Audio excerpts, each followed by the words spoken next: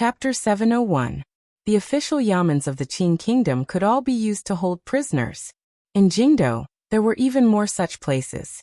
Counting from the yamens of the Jingdo government, there were as many as 7 yamens that had the power to hold prisoners in Qing law.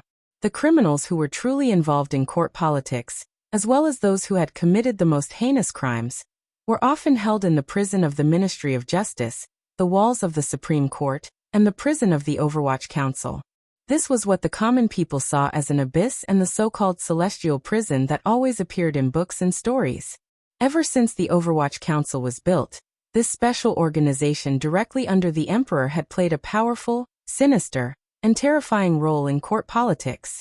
High-ranking officials who had been arrested were often imprisoned there. Powerful figures with unique skills were also locked underground for many years. The level of this prison gradually rose above that of the Ministry of Justice and the Supreme Court. It became a true celestial prison. The celestial prison was near the Overwatch Council. If one walked out of the square and sinister building, one only needed to turn a corner to see the 2 heavy metal doors. Within the Overwatch Council, there were secret tunnels that led directly to the celestial prison. One only needed to walk from the large courtyard behind the Overwatch Council and pass through a small door to reach it. Regardless of which direction one entered the Overwatch Council's prison, the first scene one saw was a deep tunnel. The cells responsible for holding important criminals were deep underground and tightly guarded. There was no worry that something like a prisoner rescue would happen. As one went down the tunnel, the air became more and more stagnant, and the lights grew dimmer and dimmer. Although there was good ventilation equipment below, decades of dark and dirty air mixed together. It always gave one a strange feeling of terror and suffocation.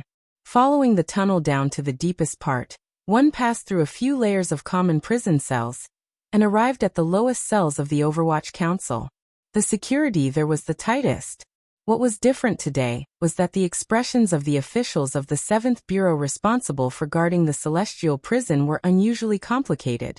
Furthermore, the entire prison was filled with aces from outside the council. For example, aces from the Imperial Army, the Dingzhou Army, and the Internal Court. What made one's heart beat faster was that there were 4 strangers wearing straw hats and hemp clothing standing coldly on either side of the path leading to the lowest level. No one knew who these 4 people were, but they could clearly sense the powerful auras flowing through their bodies. These 4 people were sent by the emperor in the palace. The imperial criminal who assassinated the emperor, Chen Pingping, was currently locked in the lowest level of the Overwatch Council's prison. Perhaps even this terrifying figure had not thought when he had set up this prison that he would one day be locked in here. The emperor had remanded Chen Pingping to the Overwatch Council, and not imprisoned him in the palace or placed him in a corner of the Supreme Court. His intentions were clear.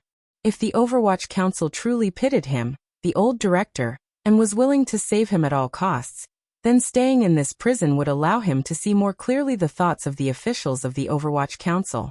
If there were enemies in the world, then let them jump out a little earlier, a little higher.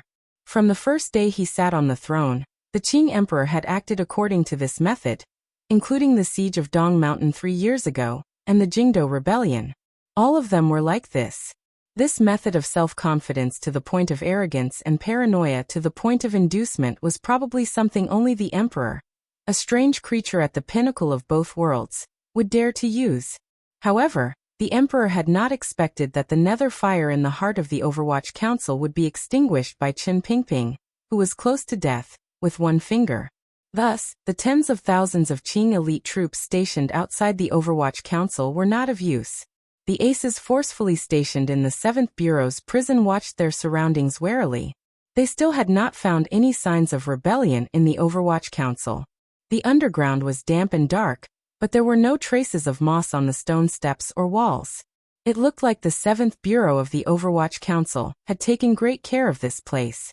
The light yellow, specially made oil torches were burning outside the cells in the deepest part of the prison, illuminating the netherworldly netherworld clearly.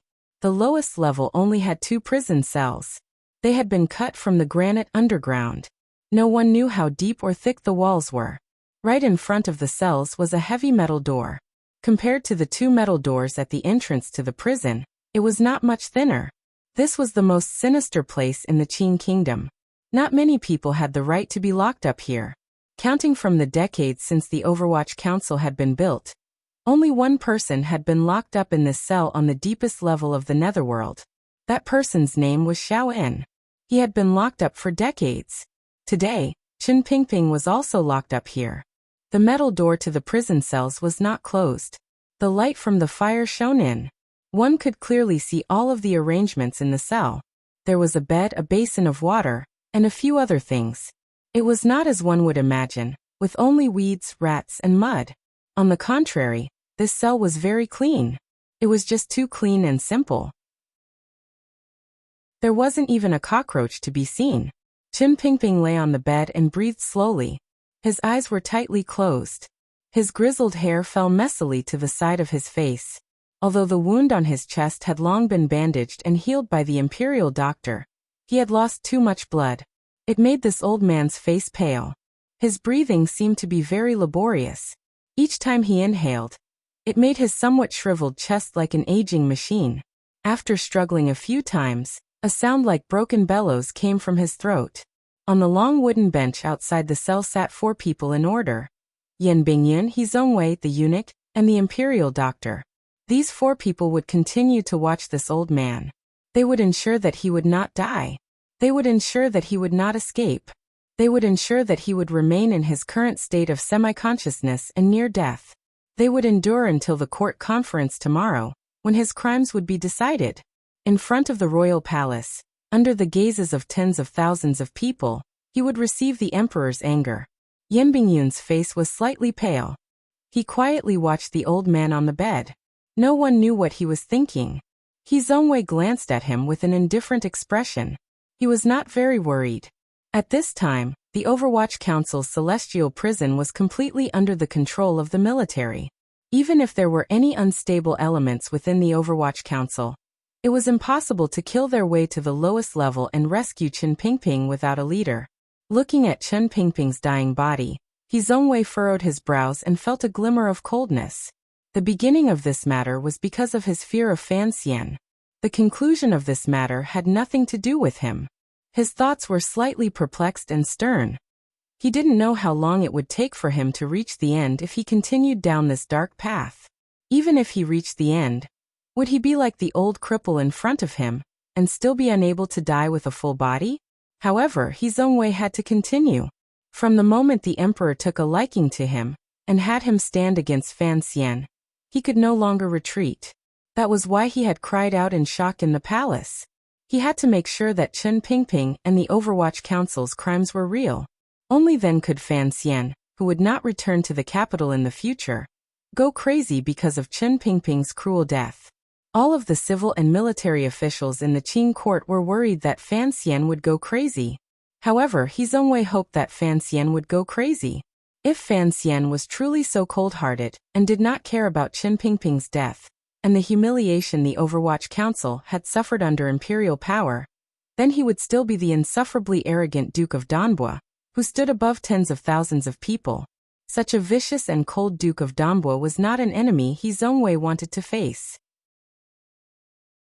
He Zongwei only hoped that Fan Xian was a hot-blooded young official, and would not fall out with the emperor because of this matter. Only by standing behind the emperor would he be able to obtain a lifetime of glory, splendor, and wealth. Just as he was deep in thought, Yan Bingyun suddenly opened his mouth and said, "Scholar I wonder who those 4 people outside are?" He Zongwei glanced at Yan Bingyun and shook his head. He didn't reply. He knew that he was talking about the 4 mysterious figures in hemp clothing and straw hats. These 4 people held imperial edicts. Their authority was even higher than that of the imperial army. They were responsible for guarding Chen Pingping. No one knew where the royal palace had suddenly found these 4 aces. He Zongwei didn't know either. Looking at Yan Bingyun, he began to think of other things. Back then, the emperor had brought in new blood for the court. The 7 gentlemen had entered the palace and received the emperor's careful instructions. Other than Qin Heng, who had been tragically stabbed to death by the Black Knight's silver-masked Jingu because of his family's rebellion, the other 6 had gradually risen to prominence in court. These young officials were, without question, the emperor's preparations for the future. Of these 6 people, He Zongwei had the highest reputation and status. He was faintly the leader. Looking at Yan Bingyun's frost-like face, scholar, he felt a chill and faint fear in his heart. What he was most afraid of in his life was people like him, people who were good at choosing powerful factions and hiding themselves. Once they needed to act, they were particularly ruthless. Chen Pingping's assassination attempt on the emperor had long been prepared by Yan Bingyun within the Overwatch Council to deal with it. This reality shocked He Zongwei. He realized that this Sir Yan Jr. was also a particularly cold and unfeeling person. Furthermore, it was clear that he knew more about this matter than he did. In other words, the emperor's trust in him was faintly greater than his own. Yan Bingyun did not notice what the popular scholar was thinking. He only looked calmly at the old man in the prison cell with a complicated gaze. The old man had racked his brains and thought for the Qing kingdom all his life. He had spent too much effort. Additionally, he had fought desperately on the battlefield many years ago and suffered countless heavy injuries. Half his body had been paralyzed, and his qi and blood were blocked. All of these things added together made the Qing emperor's foremost strategist grow old particularly quickly. His face, covered in wrinkles and silver hair, appeared particularly old. The life and junqi in his body had long dried up. In the royal study, the emperor had attacked out of anger. Although he had suffered a heavy blow, he had still controlled his strength. But that blow from the green porcelain cup had already ended Chen Pingping's life. Without needing the imperial doctor to say anything, Yan Bingyun could tell that the old director's lifespan had reached its end. If it weren't for the precious medicine in the palace keeping him alive, the old director would probably bid farewell to this world before the execution field opened. As soon as he thought of this, a trace of sadness that was difficult to be noticed flashed across his eyes. The unconscious Chen Pingping's body suddenly moved. The imperial doctor quickly went forward to take his pulse. After a long time, Chen Pingping opened his eyes with great difficulty and looked around him. It was as if he wanted to confirm where he was first. His dry lips twitched slightly. For some reason he smiled. Chen Pingping's gaze was very turbid. There was no longer any light in it. He glanced at Yan Bingyun coldly. Yan Bingyun also glanced at him. He was similarly cold. No one knew how much time had passed in the mountains or underground. No one knew how much time had passed, but the oil torches were still burning without regard for their lives. The people in the Overwatch Council's celestial prison, who had not slept all night, all felt a tiredness that was difficult to suppress after surviving the most tense night. He Zongwei rubbed his eyes and unconsciously gazed out the window. He saw a stone wall. Only then did he remember how many feet underground he was. He smiled self-mockingly. The sound of footsteps came from the stone steps behind the prison room. Following these footsteps, the young eunuch announcing the edict came to the outskirts of the prison room. He Zongwei's expression became solemn. The imperial doctor's expression relaxed. The expression of the eunuch waiting there tightened. Yan Bingyun remained expressionless. The people responsible for watching the imperial criminal Chen Pingping knew. The time had finally arrived. In the east, the red sun had already leaped out of the clouds and shone warmly on all the buildings in Jingdo. The group of people who had walked out of the celestial prison stood in the morning light. Each of them unconsciously narrowed their eyes. After a tense night, nothing had happened. Regardless of whether it was He Zongwei, Yan Bingyun, or the imperial soldiers responsible for guarding, they all felt extremely tired. He Zongwei gently waved his hand.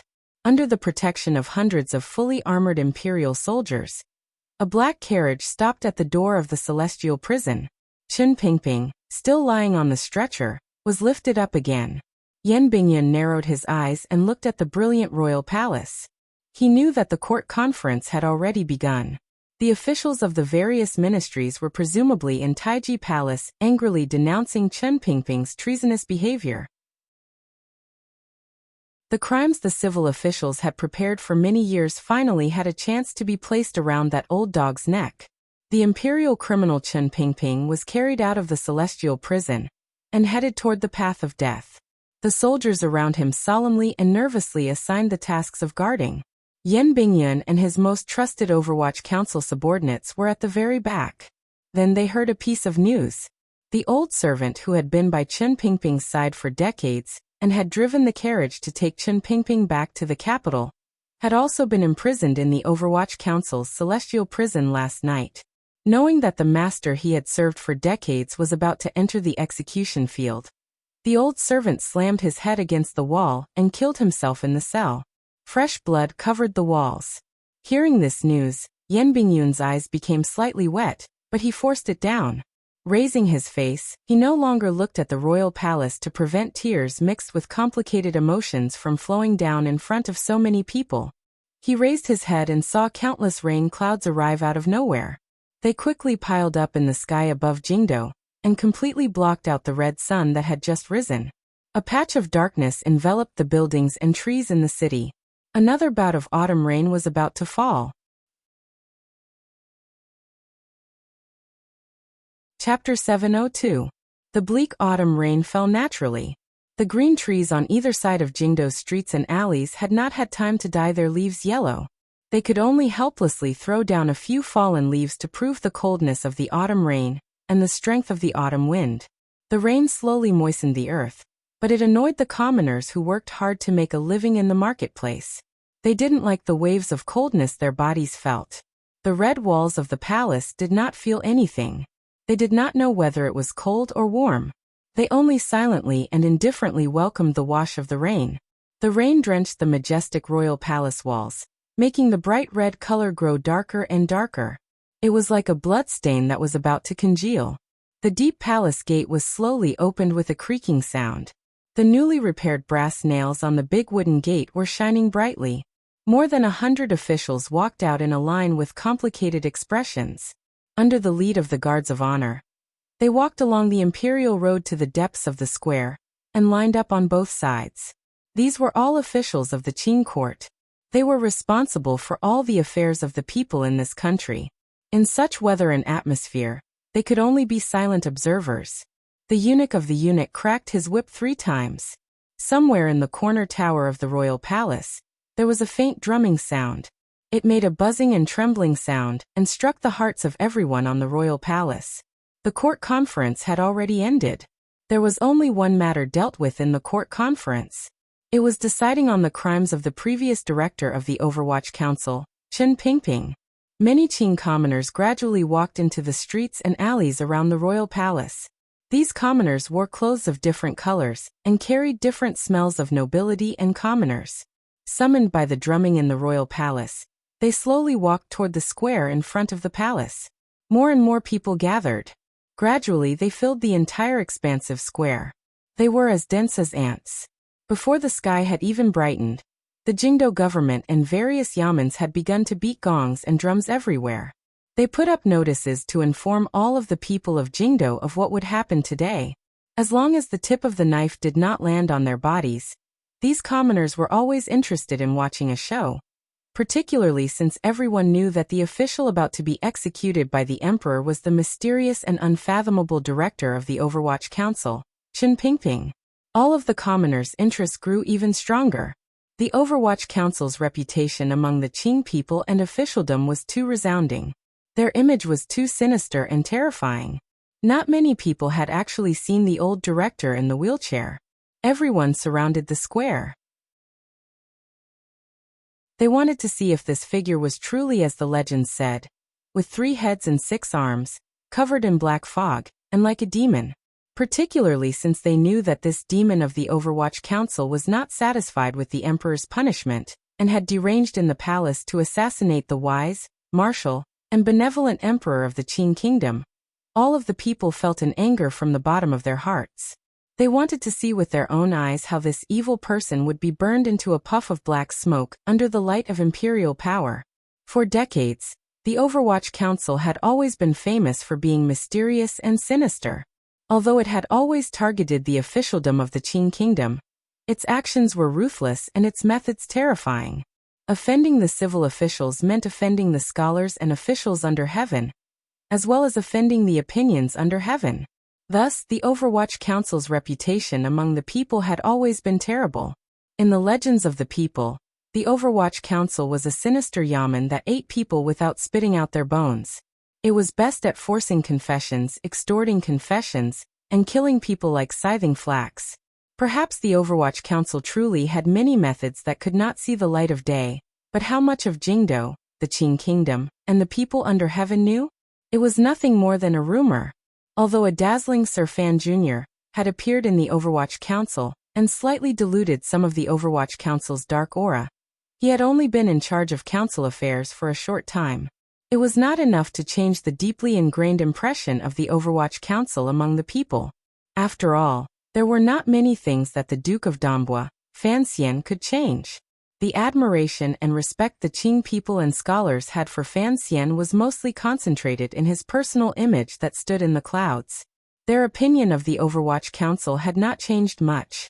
For the people of Jingdo, the first bureau of the Overwatch Council had a more human atmosphere. However, they still did not have any good feelings toward that square and sinister building. On the contrary, they unconsciously felt a kind of fear. Was the continuation of this fear an unfounded anger? The legendary and terrifying head of darkness, Chen Pingping, was about to die in front of them. All of the people of Jingdo felt a faint glimmer of excitement and agitation. Perhaps this was just an emotion that the people naturally revealed. To be able to see a figure that only existed in legends die tragically in front of them in this life, and to have more topics to talk about after drinking for their boring lives in the future, perhaps it was a good leisure activity. It was just like the spring examination incident a few years ago. At the entrance to the salt market, the heads of the officials of the Ministry of Rights had been chopped off and rolled around on the execution field. They had almost been snatched away by wild dogs. Just this scene filled up the boring hours of countless Jingdo's bitter people, and sent down countless cups of murky, low-quality wine. Another example was the Jingdo Rebellion 3 years ago. It had also happened at the entrance to the salt market. Countless generals who participated in the rebellion had been beheaded there. Blood had dyed half the street red. A few days later, the stench of blood still seeped into the air. There was also the commander of the 13 city gate guards, Zhang Diqing. When he was executed by 1,000 cuts, his cries were wretched. During these 3 years, Zhang Diqing's death had enriched the lives of the people of Jingdo under the accompaniment of countless spittle. However, none of the major events that had happened in Jingdo in recent years could compare to what happened today. The person who died was the director of the Overwatch Council, the Emperor's most loyal dog that everyone knew. However, this dog had gone crazy and was about to be slaughtered. Furthermore, the place of execution was not at the entrance to the salt market or the killing field in front of the Ministry of Justice. It was in the square in front of the royal palace. Since the founding of the Qing Kingdom, there was probably only one official who had been publicly executed in front of the royal palace. The people thought of this excitedly. They couldn't help but feel anger in their hearts. Who knew what treasonous things Chen Pingping had done to die in such a place? It wasn't that no one thought of Sir Fan Jr. because of the Overwatch Council. All of the people watching the execution had unconsciously forgotten this. They had never thought that Sir Fan Jr. had any connection to that old dog. They were just common people. They didn't know the entanglements between the people who ruled this land. Even if there were some clever people, they would probably think in a different direction. The Emperor had just handed the Overwatch Council to Sir Fan Jr. and was about to kill the previous director. Was it to help Sir Fan Jr. purge the past resistance and crimes in the Overwatch Council? Countless people surged into the square in front of the palace. Nervousness, indifference, excitement, and unexplainable sorrow wrapped in countless complicated emotions surrounded the small execution field. The surrounding imperial soldiers and bailiffs from the Jingdo government responsible for maintaining order forcefully blocked the tens of millions of people outside the borders, ensuring the silence of the execution field. The people of the Qing Kingdom couldn't be blamed. They were used to knowing what they could know, giving up on what they could not know, enjoying what they could enjoy, and being angry at what they were allowed to be angry at. If the Emperor wanted to kill an official, regardless of whether or not the official truly deserved it, they had already been taught that if an emperor wanted an official to die, then the official had a reason to die. If his crime deserved to die 10,000 times, they would die 10,000 times. The densely packed crowd was like an ocean, rippling on the flat square in front of the majestic royal palace. The area near the palace gates had been emptied. A simple wooden stage had been set up. This was the so-called execution field. Surrounded by the vast sea of people and the majestic royal palace, the execution field looked like a pitiful lonely boat. It was as if it could sink at any moment in the sea of people, or crash into the unshakable rock of the royal palace, and shatter into pieces. Following the empty space below the royal palace, a group walked silently and sternly. They passed the hundreds of Qing officials who unconsciously kept their heads down on both sides of the path. Under the curious and nervous gazes of the Jingdo people not far away, they came to the bottom of the small wooden stage. A stretcher was carried out from the prisoner carriage. On the stretcher lay an old man. He was unconscious. No one knew if he was dead or alive. He Zhongwei raised his head and glanced at the top of the royal palace walls. The corners of his eyes twitched slightly. Gently waving his hand, the stretcher was lifted onto the wooden stage. Finally seeing the official who was about to be executed today, seeing this legendary old thief in the darkness, the Jingdo people at the very front sighed with satisfaction, and immediately became silent. They looked at the unmoving old man, and thought to themselves, "Is this person already dead?" 3 eunuchs walked out of the pitch-black royal palace gates. On the table in the hands of the eunuch on the left-hand side were the crimes the court had decided on. The eunuch on the right-hand side held high an incense table. On the table was the emperor's edict to execute Chen Pingping. The eunuch in the middle with an indifferent expression was Eunuch Yao. He did not come empty-handed. Instead, he held a small bottle. Everything on the wooden stage had been prepared. Chen Pingping's thin and weak body, which seemed to have no breath, was placed on the rain-soaked wooden boards. Eunuch Yao walked to his side and crouched down. With the help of the imperial doctor, he fed him a pill. Then, he carefully fed the soup from the bottle into the old man's dry lips. After an indeterminable amount of time, Chen Pingping slowly woke up from his unconsciousness. He had lost too much blood and his life was about to be extinguished. His face was very pale, and his eyes were muddy and lifeless. He gazed at Eunuch Yao beside him. His dry lips opened and closed slightly. In a raspy voice he slowly said, "A 1,000-year-old ginseng wasted." Eunuch Yao's body trembled, but he didn't say anything or do anything. Instead, he glanced at the old official with a half-crying, half-smiling expression and retreated to the side of the wooden stage with his hunched body. The moment Chen Pingping opened his muddy eyes, Yan Bingyun, who was standing on the execution field behind He Zhongwei's left, also trembled. He immediately calmed down and lowered his head weakly. Earlier, with just a glance, he knew how tightly guarded the execution field was. Putting aside the densely packed imperial soldiers all around and the internal court aces scattered all around, just the aces wearing hemp clothes and straw hats made Yan Bingyun know that no one could change anything today. Last night, there were 4 aces wearing straw hats in the Overwatch Council prison. It made Yan Bingyun and He Zhongwei feel a glimmer of strangeness. However, they both knew where these sudden aces had come from. Earlier, when the autumn rain had drifted down and the clear light had shone, Yan Bingyun's sharp eyes had noticed that none of the aces had hair under the straw hats. It looked like they were ascetic monks from the Qing temple who had been scattered throughout the world. However, not long after the great priest of the Qing temple returned from preaching in the southern frontier, he had died a strange death in the Qing temple. The second priest, Great Master Sanshi, had thrown himself into the Juanshan conference and died tragically in a rain of arrows outside Jingdo. He had been silenced by the eldest princess. The emperor had always looked down on Tianyi Dao and the ascetic monks of the Qing temple. Furthermore, the royal family had never had much contact with the Qing temple.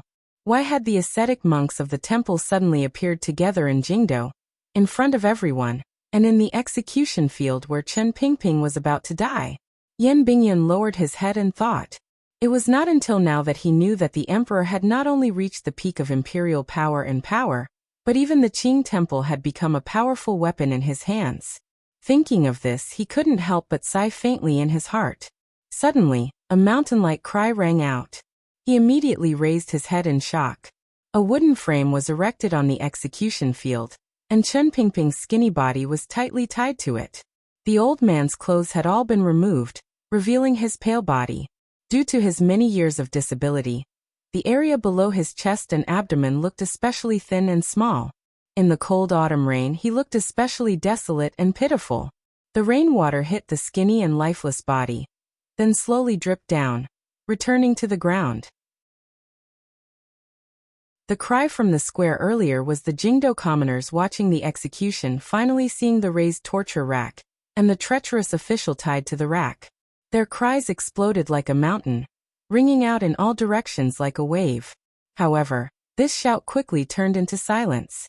The first to fall silent were the people closest to the execution field. Then whispers and discussions spread from the front to the back. It didn't take long before it became a thunderous discussion.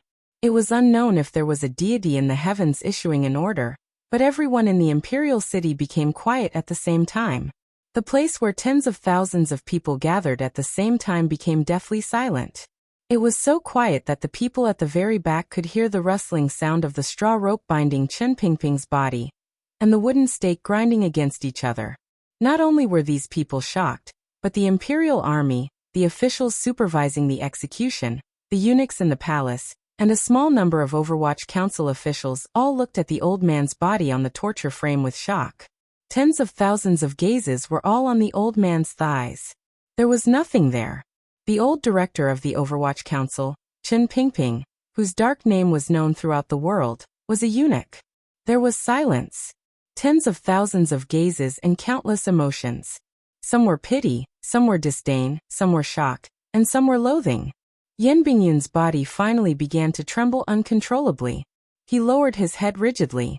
His eyes were bloodshot. He didn't know about the old director's hidden illness and secret. He only felt that those gazes were not only cast toward the old man's thighs on the execution field, but also toward him and all the Overwatch Council officials. This was an indescribable humiliation. He clenched his fists tightly, his fingertips digging deep into his palms. He finally understood why the emperor on the imperial city had to carry out the punishment of death by 1,000 cuts in front of everyone. It turned out that the physical torture had to be accompanied by the mental humiliation. The emperor wanted to announce to the world that in his eyes, this figure who dared to betray him was only a servant and a dog. He could humiliate him however he wanted. He wanted to step on Chen Pingping's dignity and the Overwatch Council's dignity under his feet, and under the gazes of tens of thousands of people. Understanding all of this, Yan Bingyun's mind buzzed. He raised his head with unusual strength and met the old man's muddy and powerless gaze on the execution field. He didn't say anything or do anything. From the corner of his eyes, he saw that the expressions of the court officials below the execution field were also very shocked. They probably would never have thought that the old director of the Overwatch Council they normally revered like an ancestor was the eunuch they looked down on the most. This was Chen Pingping's heartbreaking matter. This was Chen Pingping's secret. Not many people knew of his identity as a eunuch. Most of them had already died. Later, under the emperor's boundless favor and the powerful suppression of the Overwatch Council, no one knew of this reality. That was why these officials showed such a shocked expression.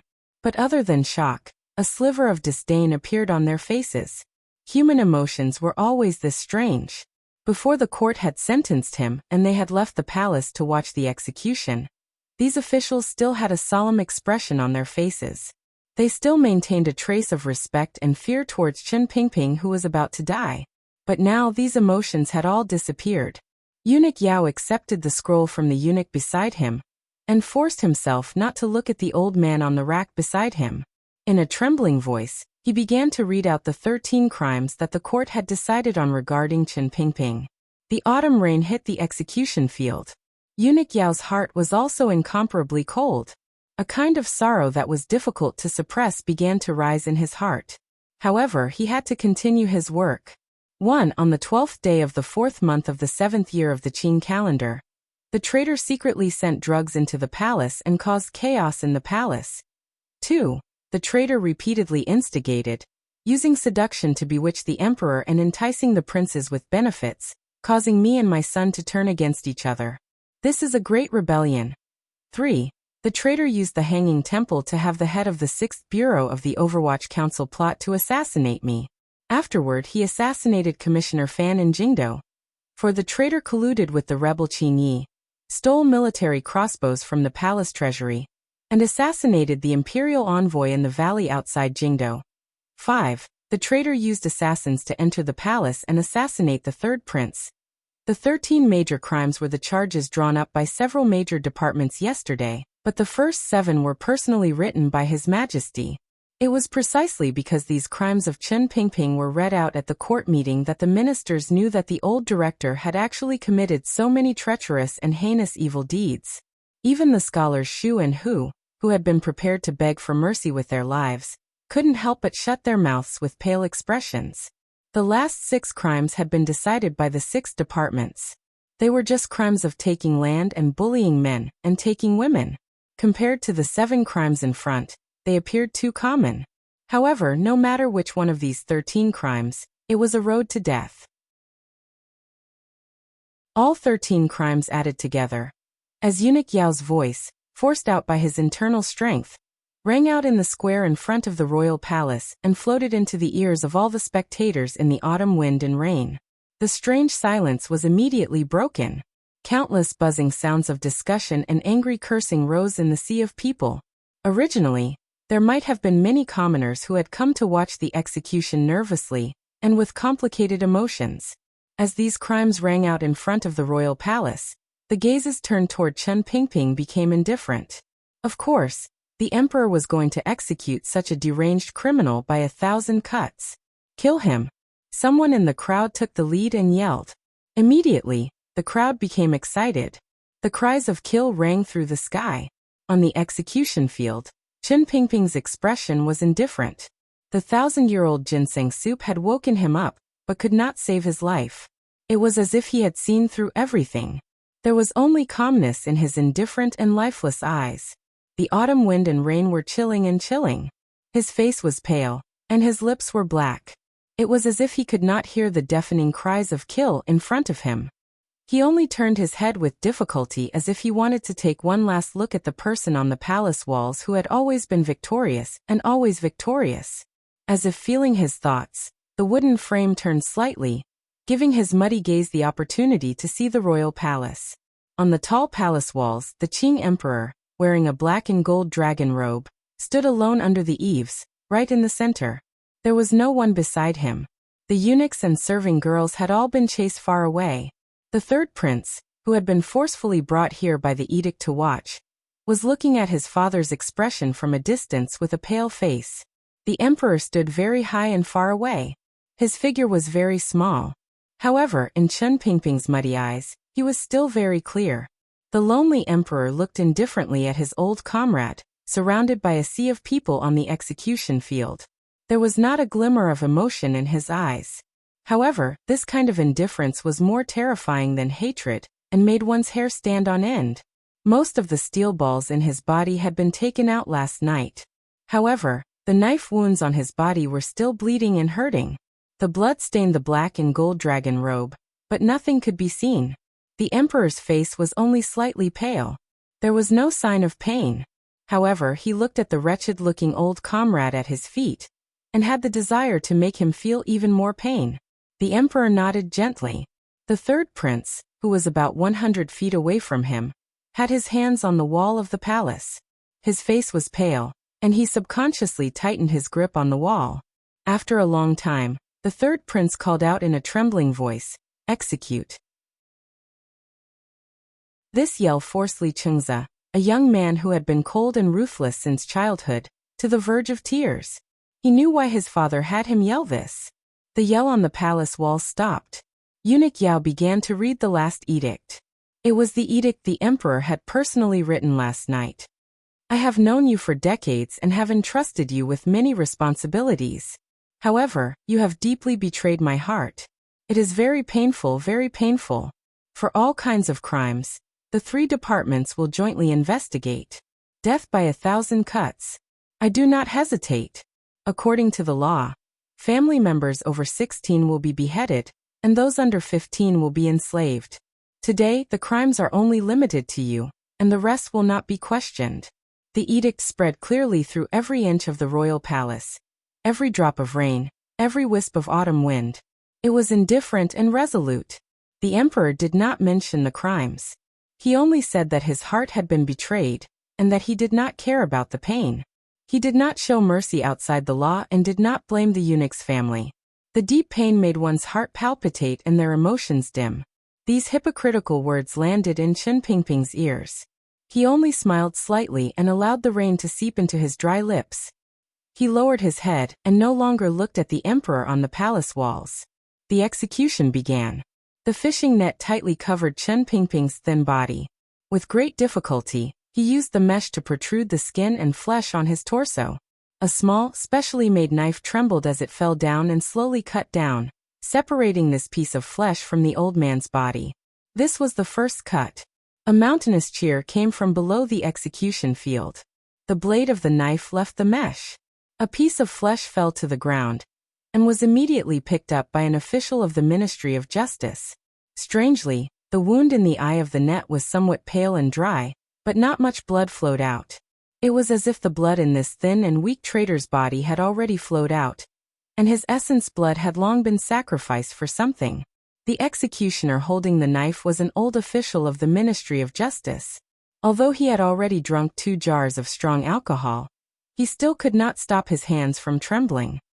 He felt that the thin old man under his knife was different from the officials he had encountered before. There was no blood in the other person's body. The other person had no flesh. It was as if there was only a wisp of a ghost in the other person's body. It was so cold that he couldn't help but tremble. The second cut came down. The flesh was separated. A few faint threads of blood flowed on the fishing net. Another wave of cheers sounded. There were still hundreds, thousands, tens of thousands of cuts. Chen Pingping closed his eyes tightly. His face was deathly pale, his lips tightly pressed together, and his entire body trembled. It was as if he was enjoying this pain that no human could endure. He suddenly opened his eyes slowly and looked at the executioner in front of him. Panting, he said, "Your technique is a bit lacking." The executioner had never seen such a person in his life. He had already transcended the so-called toughness. There was only indifference to life, to his own life, and to pain. Perhaps there was something in this old man's body that surpassed pain? His hand trembled again, and he almost dropped the knife onto the wooden platform soaked by the autumn rain. Another cut, and another cut. Waves of cheers rose and fell. However, these cheers gradually grew smaller and finally returned to silence. All the officials and people watching the execution closed their mouths and looked with complicated emotions at the old man being tortured. There were no wretched howls, no sorrowful wails, no pleas for mercy, no pleas for death, no random curses. The old man on the execution field in the autumn rain was only silent, deathly silent. So everyone in the royal palace was silent, involuntarily silent, deathly silent.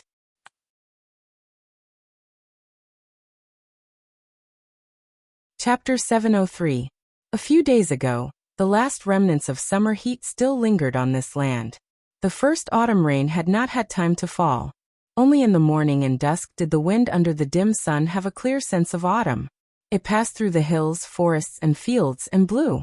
At that time, Fan Xian did not have much of a melancholy mood. He sat in the long black line of carriages and grew sleepy with the rise and fall of the carriage. This sleep was fake sleep. He only closed his eyes and opened his mind, allowing the 2 completely different jinqi in his body to quietly nourish and flow through the 2 circulations of his body. Tianyi Dao's natural jinqi method was channeled into Zhou Tian. It was gentle and pure, and he had to read it.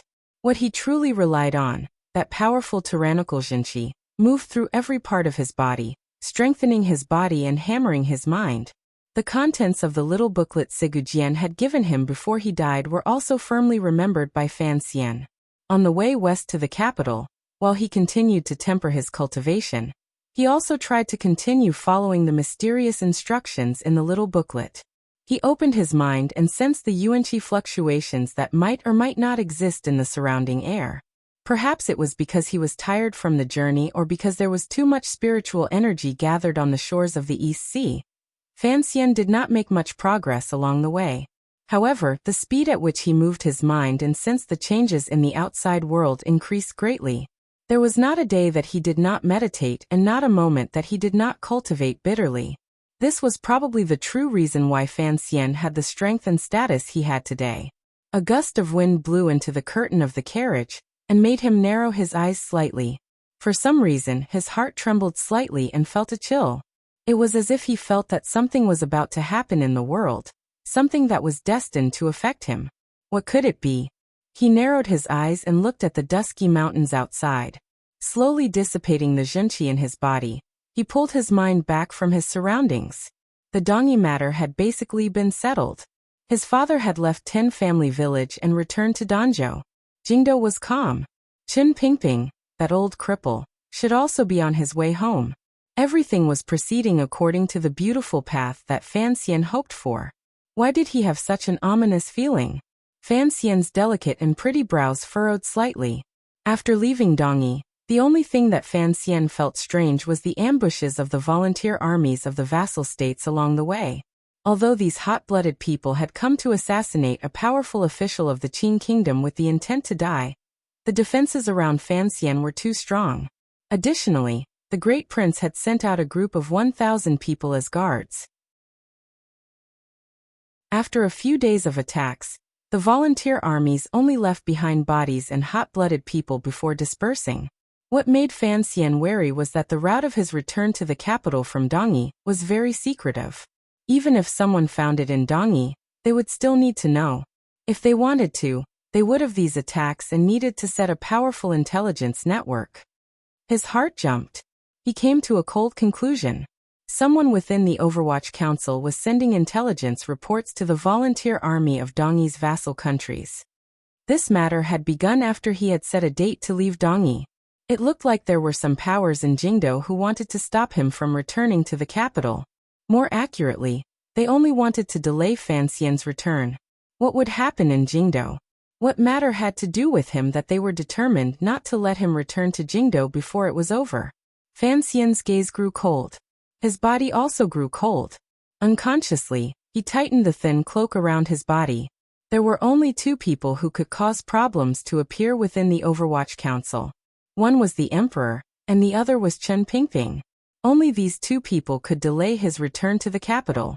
Without asking, he knew that what happened in Jingdou must have something to do with the Emperor and Qin Pingping. Fan Xian withdrew his gaze from the scenery outside the carriage window. He was silent for a moment. Then, under the pressure of his powerful worry, he made up his mind. To Mufeng, who was riding beside the carriage, he ordered, "Change the formation. Use the vanguard to open the way. Along the way, don't delay with those people.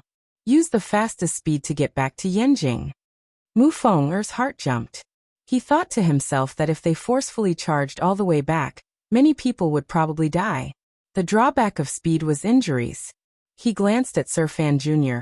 and knew that he must have smelled something strange, which was why he was in a hurry to get back to Jingdou.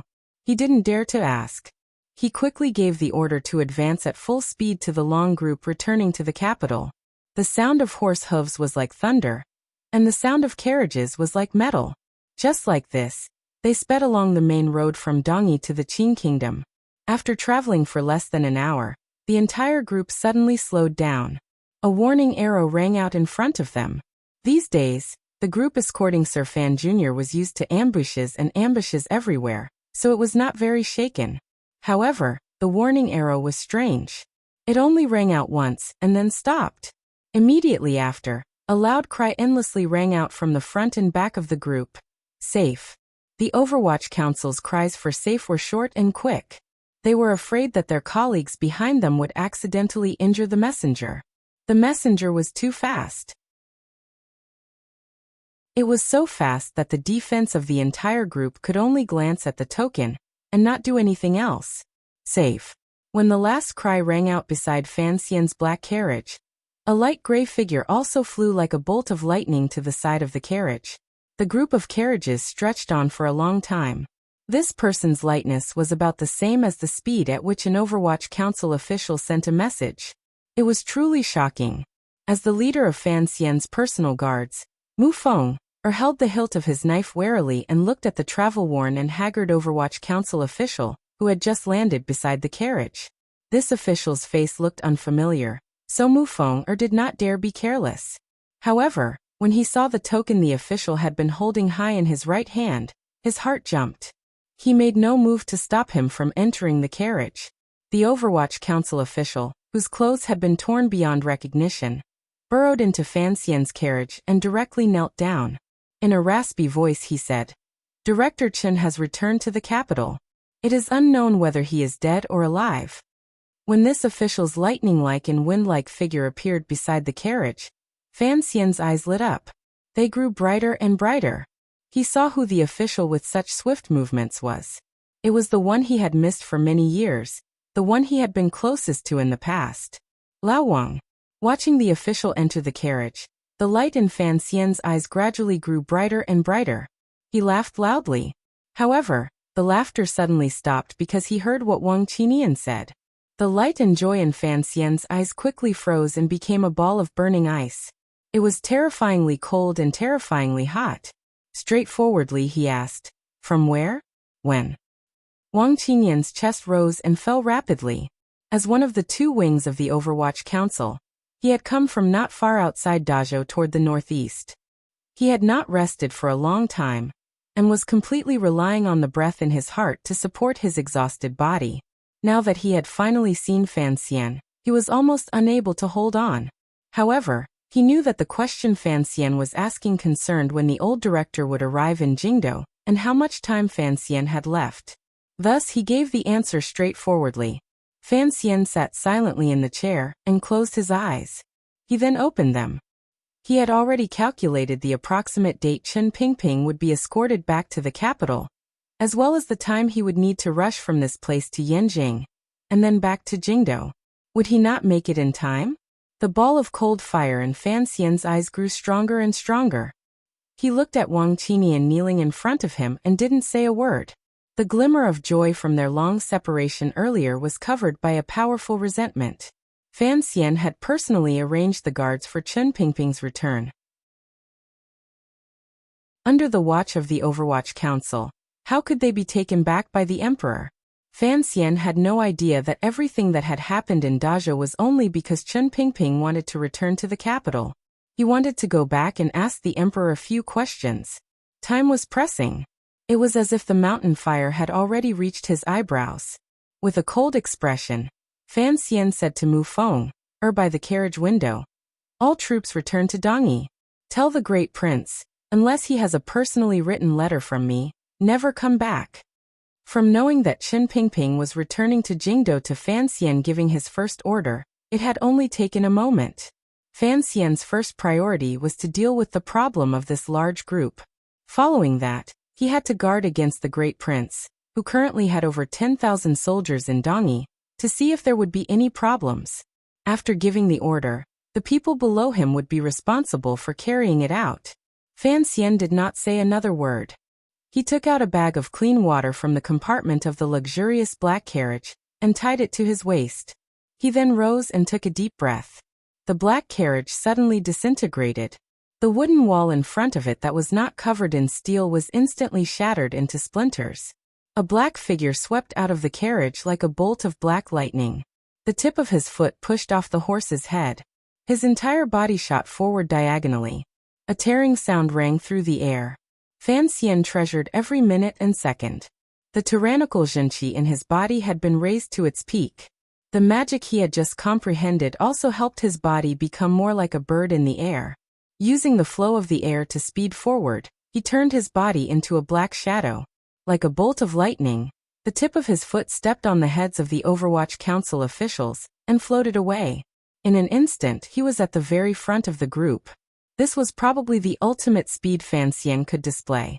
In midair, he kicked the general the great prince had sent off his horse and snatched the best warhorse in the group.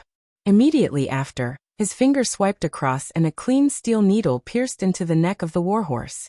With a flick of his finger, he removed the warhorse's mouth and fed it an ephedra pill. In this short amount of time, the Black Knight's horse-stimulating technique was miraculously demonstrated by him. Standing on the horse, Fan Xian gave a muffled grunt. The horse shot out like an arrow and broke away from the main group. In an instant, it became a little black dot on the road. In just a few hours, it disappeared from everyone's sight.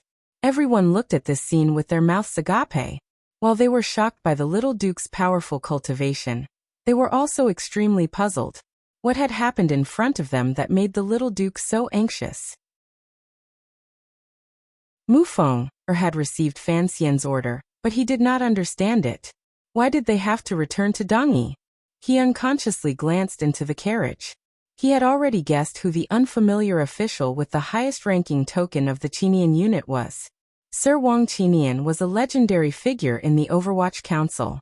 Mufeng wanted to find out from his mouth what had happened in Jingdo. When he pulled open the wooden plank, he found that Sir Wang Qinian had already used up all his strength and had fainted in the plank. It had only taken 4 days to travel from Dazhou to here. This was already a speed no human could achieve. Yet Wang Qinian had done it. Mufeng looked at this scene with shock and fear. Unconsciously, he raised his head and gazed in the direction Sir Fan Jr. had disappeared. He vaguely guessed that this was probably a relay race. Perhaps this was a race against the god of death. The icy and powerful autumn wind whizzed across Fan Xian's face like knives. The cold fire in his eyes had already faded. In its place was a frightening calm. He knew what he needed and what the old cripple in Jingdo needed. It was time, only time. He could not understand, nor did he need to understand, why everything, which seemed to be developing in a perfect direction, would suddenly take a sharp turn in Dazhou. He only knew that if the old cripple had returned to Jingdo, it must be because of that matter in the past. The old cripple was going to die. Time was still time, only time.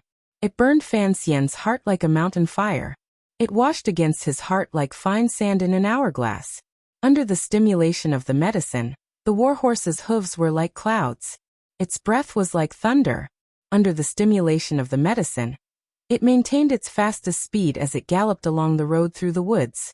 It pierced through the mountains and broke through the fog. Through the night, it rode a chaotic stream and moon until it reached Yanjing. For the entire night, Fan Xian did not dismount or slow down. Other than the water pouch at his waist to replenish some water for him and the horse, he did not do anything else. It was a long journey. It would take hours to reach Jingdo, so he needed more energy. The sky had just begun to brighten. Yanjing was already in front of him. In just one night he had rushed back into the Qin Kingdom's territory. Fan Xian was already putting his life on the line. His speed was unbelievably fast. Even the volunteer soldiers lying in ambush on the last stretch of road had no way to react. They could only watch the dust on the road as a lone black rider galloped forward bravely. Fan Xian had to treasure every second, so he would not enter Yanjing. Regardless of whether or not Yanjing had received any secret orders from the emperor, he would not take this risk. He would not waste any time. The moment the majestic city came into view, he hooked one foot into the stirrup and took out the arrow of command from his clothes. Circulating the jinqi in his palm, he pointed it toward the sky. With a bang, a beautiful firework pierced through the quiet morning outside the majestic city of Yanjing. The faint crescent moon in the distance was overshadowed by this firework. The rising sun in the east did not have the time to chase after this fleeting ray of light. Most of the people in Yanjing were still sleeping soundly. However, this was, after all, an important pass between northern Qi and Dongyi. The soldiers guarding the city reacted quickly. At the first instant, they sounded the warning gongs and drums in the corner tower at the top of the city walls. In an instant, the Qing soldiers on the city walls gathered together. Holding their weapons tightly, they looked at the warhorse and the person on it charging toward them. When Fan Xian approached Yanjing, he could clearly see the weapons in the hands of the soldiers on the city walls reflecting the morning light. However, there was not a trace of emotion on his face. His heart did not move at all. He only pulled hard on the reins of the horse and forcefully changed direction as it galloped. Following the direction of Yanjing's old and thick city walls, he headed east. The soldiers on the city walls watched this scene with wide eyes and open mouths. Immediately after, a wave of murderous horse hooves rang out like thunder. The temporary camp outside Yanjing was in a state of restlessness. At the same time Fan Xian turned east, the 500 black-armored riders in the camp had already made their preparations to attack.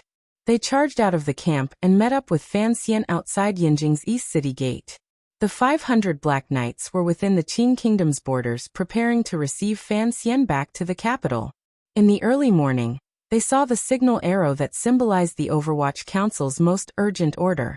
In the shortest time possible, they reacted and came to receive Fan Xian. Fan Xian's speed did not decrease. He merged with the Black Torrent. His figure could no longer be seen. There was only the sweeping power of a dark cloud. Without any orders or words, Fan Xian's figure lightened. He abandoned the warhorse that had galloped for an entire night and floated onto the horse of the deputy commander of the Black Knights beside him. The deputy commander had long leaped onto another empty warhorse. The changing of horses was completed at a high speed. There were no obstructions. The Black Knights' riding skills were unparalleled in the world.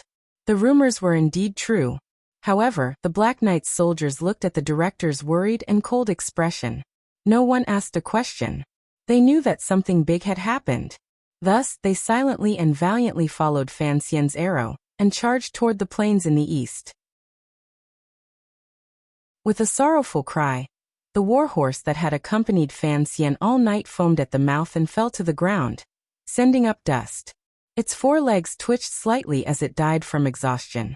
In just an instant, all 500 Black Knights disappeared from the plains below Yanjing, leaving behind only this warhorse and a cloud of dust. The guards on the walls of Yanjing stared dumbfoundedly at the miraculous scene in front of them and couldn't speak for a long time. Of course, they knew the power of the Black Knights. However, after seeing it with their own eyes, they were still shocked speechless. Particularly, who exactly was that lone rider who had come first? When Yanjing Master Wang Jikuan learned of everything that had happened in the morning, worry appeared in his eyes. He ordered the entire army to be on guard and seal off the Qing Kingdom, northern Qi and Dongyi borders. The Black Knights who had brought him endless confusion and shock, the Duke who had led the Black Knights to charge through the city, had long left the boundaries of Yanjing and stepped onto the true path back to the capital. They passed through province after province, encountering and breaking through obstacles along the way. They didn't waste a word with any of the local officials. They treated any of the Qing laws regarding the movement of troops as nonsense. Under Fan Xian's lead, the valiant 500 Black Knights reached Jingdo as quickly as possible. This was already a matter of a few days later. During these few days, the wild charge of the Black Knights had shocked countless officials and commoners. No one knew what kind of legend it would leave in the history of the Qing Kingdom. The Black Knights' thousand-li surprise attack was the best in the world. However, in the past, this steel-like force of the netherworld had only charged bravely outside the country for the benefit of the Qing Kingdom and the Emperor. This surprise attack in the 10th year of the Qing calendar was sweeping across the fertile lands of the Qing Kingdom. In the autumn rain, the Li Pavilion outside Jingdo suddenly trembled. A group of riders like Black Iron and Black Clouds whizzed past, kicking up a cloud of dust and leaves. Jingdo was right in front of him. Fan Xian, in the middle of the Black Knights, was already exhausted to the most difficult moment. He had not rested or slept for many days and nights. He had not eaten. He only relied on clean water to support his exhaustion. Only the cold fire in his eyes and heart stimulated the muscles of his body, keeping him from falling. He had to hurry back. He had to stop everything that was about to happen. "You have to wait for me." There was a layer of sand on the outside of Fan Xian's black official robes. His face was also covered in dirt. Even his eyelashes were smeared with a layer. His lips were dry, and his eyes were frighteningly bright. The rain the day before had made this group of Black Knights appear unusually wretched. Even with the Black Knight's abilities, there were still people who could not keep up with Fan Xian's speed in this surprise attack through the heart of the Qing Kingdom, and fell out of the group. If Fan Xian had not completely exploded out with his powerful cultivation, he would not have been able to support such a terrifying speed. In the rain the day before, there were finally warhorses that could not hold out any longer. No matter how much medicine they used, they could not move forward. Fan Xian had changed horses 10 times among the Black Knights, and could not find any more. So he had robbed a merchant group on the road and taken 30 horses. At Fan Xian's side, there were still 20 or so Black Knights. It was such a small group that made the ground outside of Jingdo tremble. It was like there was an irresistible army closing in on the heart of the Qing Kingdom. The Black Knights came to Jingdo and charged straight for Zhengyang Gate. The Jingdo city gates were tightly shut. All of the defensive powers had been raised to the highest level. The soldiers of the 13 city gate guards and the riders of the Jingdo garrison were solemnly watching everything outside Jingdo. However, these dozens of Black Knights had come too quickly and decisively. They were so fast that the Jingdo garrison had no time to react before they arrived at Zhengyang Gate. When they were about 500 feet away from Zhengyang Gate, Fan Xian wiped away the dirty rainwater on his face. His horse did not slow. He shouted at the generals on Zhengyang Gate in a stern voice, "Open the gate. I am Fan Xian." Sir Fan Jr. had returned. The faces of the generals and officials on the city walls all paled. They knew what was happening in front of the royal palace in Jingdo. However, these generals had been ordered to defend the city, because the palace was worried about whether or not the Overwatch Council would implicate the other powers in court. No one had thought that Sir Fan Jr. would suddenly appear at Zhengyang Gate in Jingdo. Regardless of whether it was the Qing Emperor, who used coldness to suppress his rage, or Qin Pingping, who had done everything he could to stop Fan Xian from returning to the capital, none of them would have thought that Fan Xian would rush back to Jingdo. The last time the Qing court knew of Fan Xian, he was still far outside the country, and on his way back to Jingdo from Dongyi. Even if he flew, he probably wouldn't be able to make it back in time. However, what no one could believe was that Fan Xian had rushed back. Defend the city gates to the death. Archers, get ready. The commander of Zhengyang Gate was the first to react. The order he had received was to close the Jingdo city gates and forbid entry and exit. With a trembling voice, he looked at the 20 or so Black Knights coming closer and closer. It was like he was looking at an army about to attack the city. With a pale face, he gave the order. Even if Sir Fan Jr. had rushed back, he could not be allowed to enter the capital today, particularly today. Sir Fan Jr. today. The commander of Zhengyang Gate wanted to explain something to Fan Xian on his horse, but Fan Xian did not have the time to listen to his explanation. The warhorse beneath him did not slow. His gaze swept across the walls of Zhengyang Gate and saw the soldiers waiting in formation. His heart tightened. He knew that even though he had rushed back to Jingdo with all his might, he was still too late. On the horse, Fan Xian's eyes exploded with a cold light. He stared fixedly at the soldiers on the top of the city walls until they all timidly withdrew their gazes. The Black Knights came closer and closer to the city gates. Fan Xian raised his right hand, and then chopped down forcefully. The 20 or so Black Knights behind him formed a triangular formation and slowed down, staying out of the range of the archers on the top of the city walls. The hearts of the people on the Jingdo city walls relaxed. Although the 20 or so Black Knights had a threatening aura, these people could not break through the city walls. However, if they actually faced the Black Knights head-on, who knew what would happen in the future? As long as the Black Knights stopped and did not attack forcefully, it would be good. However, Fan Xian did not slow down. He continued to charge in the direction of Zhengyang Gate. The 20 or so Black Knights behind him calmly took out the crossbows on their backs. Bang! Bang! Bang! A concentrated sound rang out. The crossbows suddenly fired and shot grappling hooks toward the top of the city walls. With a clang, they firmly latched onto the bricks of the city walls. A dozen black hooks formed a bridge above and below the city walls like a net, a bridge that crossed life and death. These were hooks that the Third Bureau had developed many years ago. When Fan Xian had gone to Northern Qi as a diplomatic envoy, the council had urged him to use them. However, Fan Xian had his own life-saving tricks, so he had not used them. However, he had to save all his time and forcefully break through the city walls. Fan Xian had long made preparations. He rode alone to the foot of Zhengyang Gate. As the autumn rain above his head gathered slightly, the black hooks flashed through the sky like countless shadows. Fan Xian gave a muffled grunt and forcefully suppressed the restlessness of his zhenqi brought about by exhaustion and exhaustion. Tyrannical zhenqi was released abruptly. Stepping onto the horse's back, he relied on the subtle feeling of the surrounding air flow to fly straight up. With a boom, his power was like a clap of thunder. Like a large black bird, he flew higher and higher in front of Jingdo's sinister city gates. Cut the rope! Cut the rope! The commander of Zhengyang Gate yelled at the top of his lungs. He didn't dare have the soldiers shoot at the black figure, because he didn't know if he would be executed by the emperor and his entire family if he killed Sir Fan Jr. The commander of Zhenyang Gate was afraid, but Fan Xian was not. With an explosive roar, he forcefully raised the zhenqi in his body again. His fingertips touched the black hooks. His entire body floated up like a wisp of black smoke. Following the hooks, he swept toward the top of the city walls. One hook was cut through, and there was another.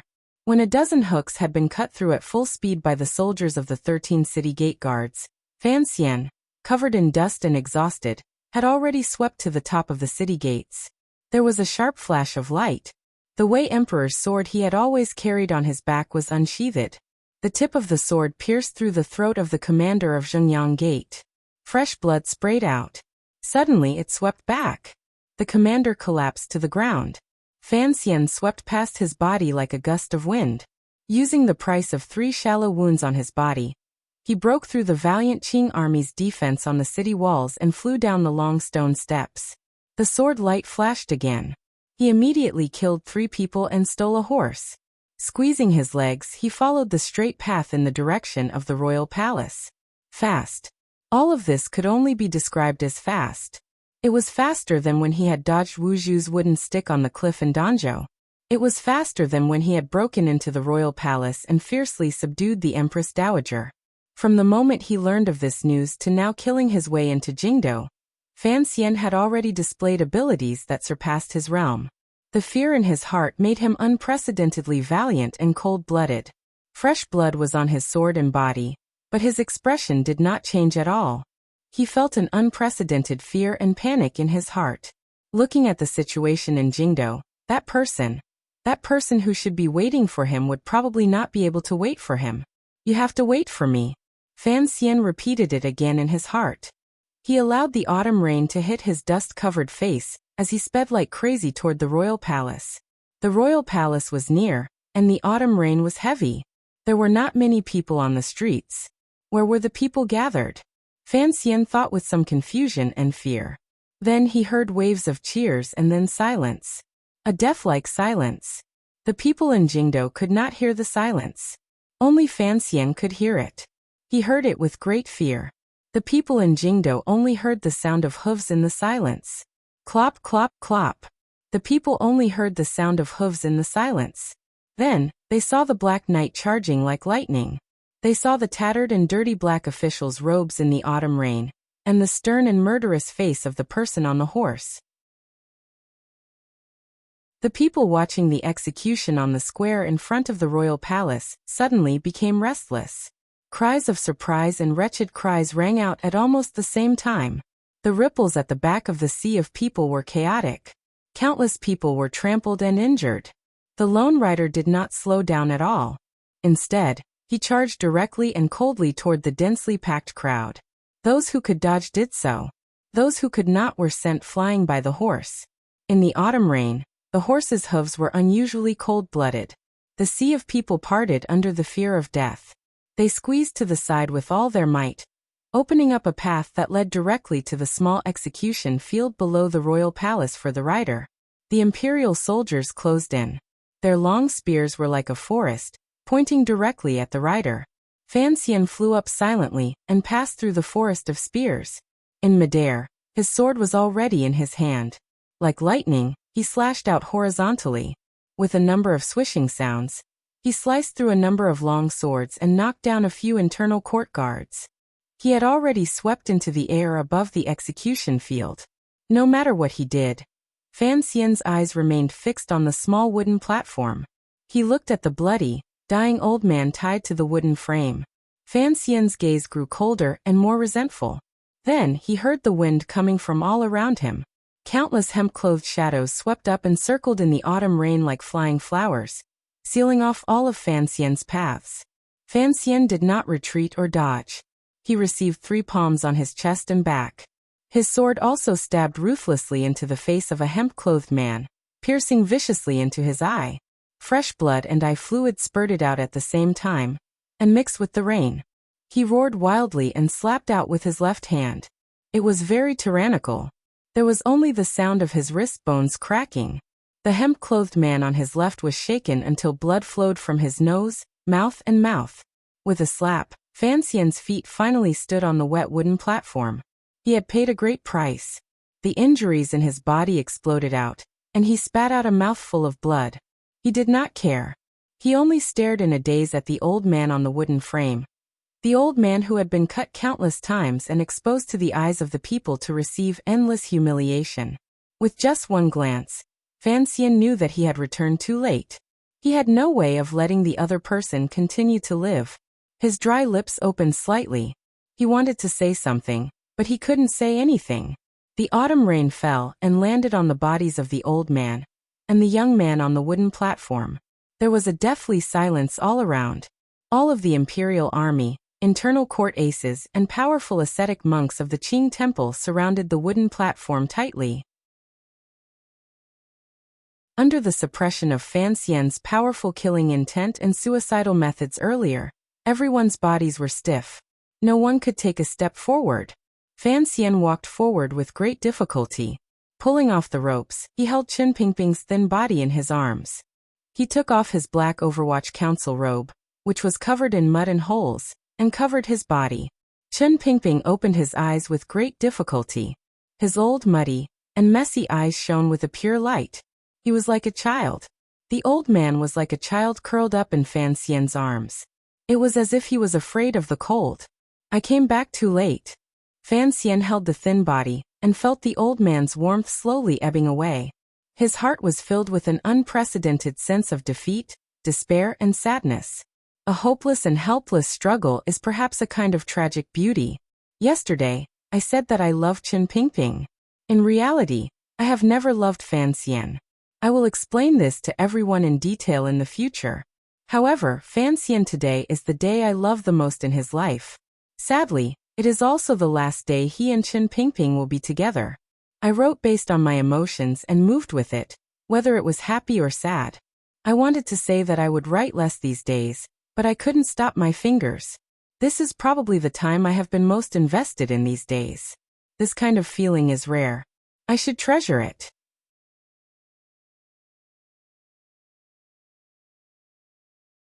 Chapter 704. The early autumn rain grew heavier and heavier. When it landed on the ground, it created splashes. When it landed on the body, it drenched the lapels of clothing. When it landed on the heart, it was incomparably cold. The square in front of the royal palace was completely enveloped in the misty rain. All one could see was a wet world. Everyone's eyes were fixed on the small wooden platform in the autumn rain. Looking at the two people on the platform, there was a deathly silence all around. No one knew what kind of emotion had infected and controlled them. No one spoke, no one moved. They just stared at each other, their gazes piercing through the heavy rain and focusing on the platform. Hundreds and thousands of imperial soldiers, internal court aces, and ascetic monks of the Qing temple stood nervously and solemnly in the rain like frozen wooden figures. In just a moment, a number of people had already died at Sir Fan Jr.'s hands. Most importantly, the rain was falling bitterly. They did not know what color of emotion flashed through the eyes of the emperor on the palace walls. Yan Bingyan had already recovered from his shock when he first saw Fan Xian's figure. He lowered his head and began to prepare for what might happen next. In a low voice, he gave orders to the most loyal subordinates at his side. These voices were covered by the rain. No one heard them. However, a few Overwatch Council secret agents wearing normal clothing had already begun to push their way through the crowd toward the execution field. Above and below the palace walls, the officials and commoners were all stunned by the scene of Fan Xian's horse's hooves trampling through the blood, drawing his sword in rage in the rain, and taking off his clothes to cover the old man's body. The first person to react was He Zhongwei, who had the highest position in the royal palace, and was responsible for supervising the execution. When Fan Xian rode into the sea of people, he had already reacted. Using the fastest speed and the most inconspicuous movement, he quietly left the area of the small wooden stage and hid his figure behind the officials and guards. Separated by many aces, his gaze passed through the wet shoulders and straw hats. He looked at Fan Xian alone and wretchedly holding Qin Pingping's thin and weak body on the small wooden stage. A complicated emotion flashed through He Zhongwei's eyes. He just didn't want to die, but he had to kill both the old man and the young man on the wooden stage. There were still many people who did not want to die. On the wooden stage, Fan Xian's entire body emanated a frightening coldness. Even the cold autumn rain between heaven and earth could not suppress it. Everyone unconsciously left the wooden stage. Eunuch Yao had long retreated into the group. He didn't want to become the next straw dog the Duke used to sacrifice to Qin Pingping. Several corpses were scattered around the wooden platform. The color of the blood was quickly diluted by the autumn rain. The trembling executioner of the Ministry of Justice holding a sharp knife had become the closest person to the bottom of the wooden platform. He looked at Sir Fan Jr. on the stage, and found that Sir Fan Jr. had his head lowered deeply, and was holding Director Chen tightly in his arms. It was as if he could not hear any other sounds in the world. His heart was filled with shock as he quietly retreated. After only taking 2 steps, the executioner's throat snapped with a crack. His head fell heavily into the rain. The headless body also fell off the stage with a heavy thud. Everyone was shocked and focused on the stage. Only those with high cultivation could notice that in that instant, Fan Xian's hand had moved slightly. A black dagger flew out and landed in the rain. Fan Xian sat cross-legged on the wooden stage. He sat under the gazes of tens of thousands of people, but it was as if he couldn't feel any of their gazes. He only held Qin Pingping's body and buried his head very low, allowing the rain to fall on his head and body. His back view was slightly slanted and appeared very desolate. The old man's body in his arms was very light. Holding him in his arms was like holding a ball of wind that could disperse at any moment. Under his slightly messy hair, Fan Xian's pale face twitched slightly. Unconsciously, he stretched out his hand and grasped Qin Pingping's cold and old hand. He held it tightly, unwilling to let go again. The old man had experienced a great deal of suffering in this life. He had been disabled for half his life, and the qi and blood in his body had long been exhausted. When he was being cut by 1,000 cuts, other than pain, there was not much blood. However, the torture of so many cuts still caused the blood to pool uncontrollably. It soaked the black Overwatch Council robes Fan Xian had covered his body. It was sticky, hot, and scalding to the hand. In the autumn rain, Fan Xian gently held his thin and weak body, terrified of causing him more pain. He held his cold hand tightly, terrified that he would leave just like this. If you don't want to come back, who can make you come back? Why did you drag me to Dongyi? Fan Xian said in a low and raspy voice. His dry lips had been soaked in the rain until they were white and peeling. He appeared very pitiful. Who have I worked hard for these years? Who have I not wanted you old people to be able to leave Jingdo and live a good life? I have always worked hard. You know that I know everything. Fan Xian's head lowered even more and gently leaned against the old man's wrinkled cheek. His body swayed gently in the rain, as if he was coaxing the old man in his arms to sleep. His hand suddenly tightened. The old man's hand gripped Fan Xian's hand tightly. However, all of his life force couldn't even hold one hand tightly. He didn't know whether it was because he couldn't bear to part with something or because he was afraid of something. In the wind and rain, on the ground, and in the water, he wanted to hold on to something. Like a knife slowly tearing at his heart. Fan Xian's entire body was cold and terrified as he looked at the old man in his arms. He knew that he could not hold on much longer. Unconsciously, he tightened his grip on that hand until his fingers began to turn white and ache faintly. Qin Pingping's muddy and scattered gaze slowly moved through the rain. He saw the familiar royal palace, the sky covered in rain clouds, and the blurry figure of the emperor on the palace walls. However, he could not clearly see the person's face. Then he saw Fan Xian's face beside him. A glimmer of a smile flashed through the old man's muddy but clear eyes. The old man knew that he was about to leave the world he had lived in his entire life. His eyes gradually dimmed. He could not clearly hear any sound between heaven and earth. The light in front of him also gradually transformed into strange shapes. In this instant, perhaps his legendary life flashed quickly before his eyes like a slideshow. The little eunuch, the East Sea, that woman, the Overwatch Council, the Black Knights, another woman, dead people, conspiracies, revenge. All sorts of scenes flashed before his eyes, and formed a white line that no one dared to look directly at. No one knew exactly what he saw before he died, and what he wanted to see the most. Was it the mud that had been kicked up by the fighting in King Cheng's manor? Was it the plum blooming in winter in Taiping courtyard? Was it the little fish swimming freely in the shallow pond in the back courtyard of the Overwatch Council's square and sinister building? Was it the palace robes in the mountains in the north?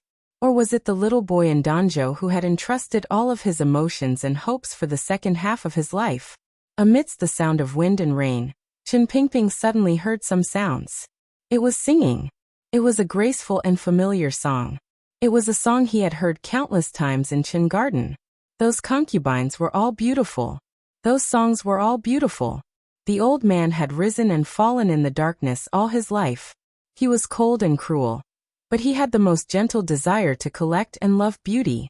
If tragedy was to destroy the beauty of the world for others to see, then Chen Pingping's life was only to destroy what he thought was ugly and filthy. He threw himself into the ugliness and filthy, and then looked at all the beautiful things from a distance. If I hear the sound of rain, who will be happy? After climbing mountain after mountain, there is a happy song in the rain. Hearing the song, my mood will be happy. This was a song that the women of Qin Garden had once loved. In the wind and rain, it once again rang out in Chen Pingping's ears.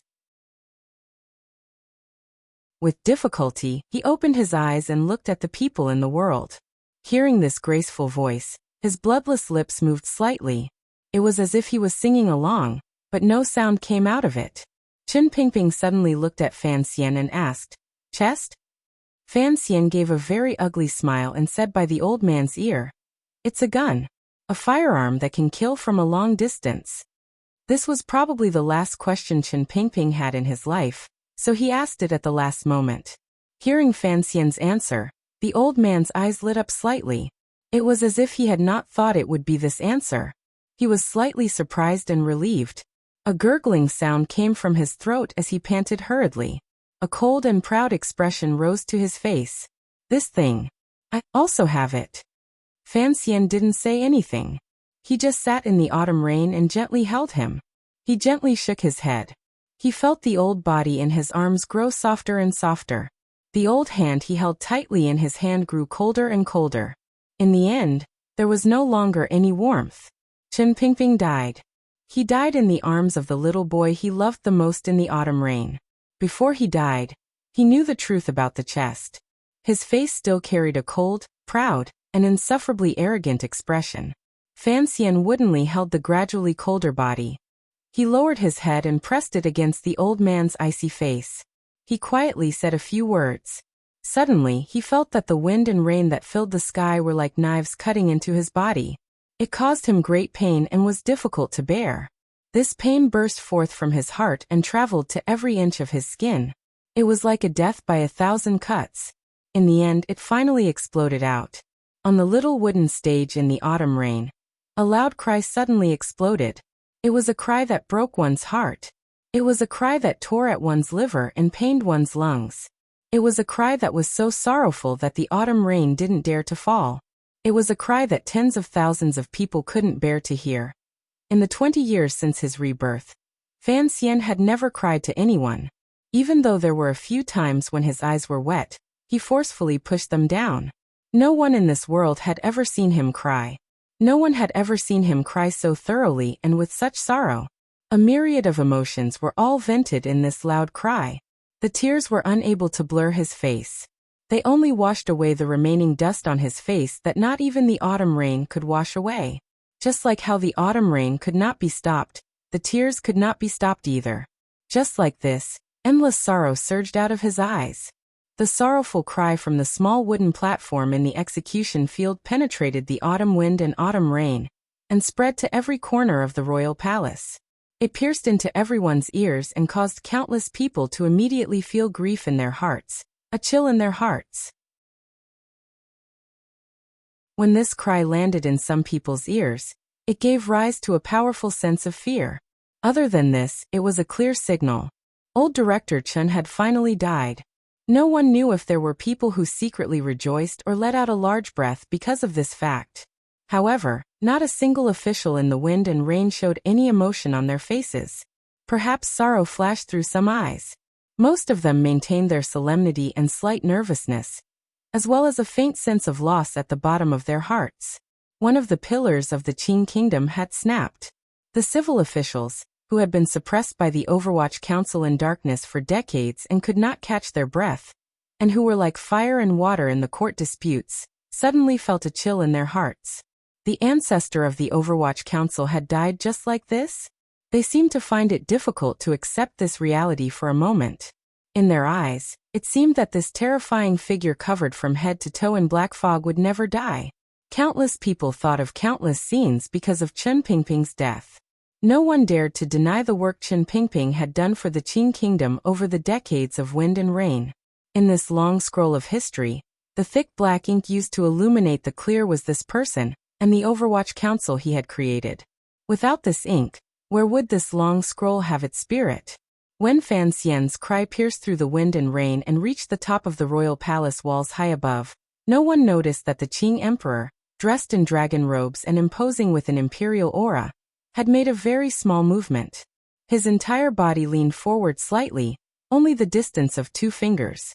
A moment later, the emperor valiantly straightened his back again, maintaining the distance between his emotionless face and the execution field filled with the scent of blood in the rain. No one noticed that the emperor's hands, hidden in the sleeves of his dragon robes, were slowly clenched tightly. At this moment, he watched his old companion and servant, who had followed him for decades, die. The old man who had watched him go from an unremarkable heir to the most dazzling warrior in the world, died so decisively. What did the emperor think? What did he feel? Was it a kind of emptiness that came from the depths of his heart, or a kind of anger that even he could not explain, and had no idea where it came from? At the top of the royal palace walls, Yan Bingyan lowered his head deeply, even lower than all the officials beside him. His body faced the direction of the execution field. Through the curtain of rain, he could still see Sir Fan Jr.'s indifferent and wooden appearance as he held the old director's body. His body trembled slightly. He thought of the words the old director had once said to him in the square building of the Overwatch Council. "One day, I am going to die. Fan Xian will go crazy."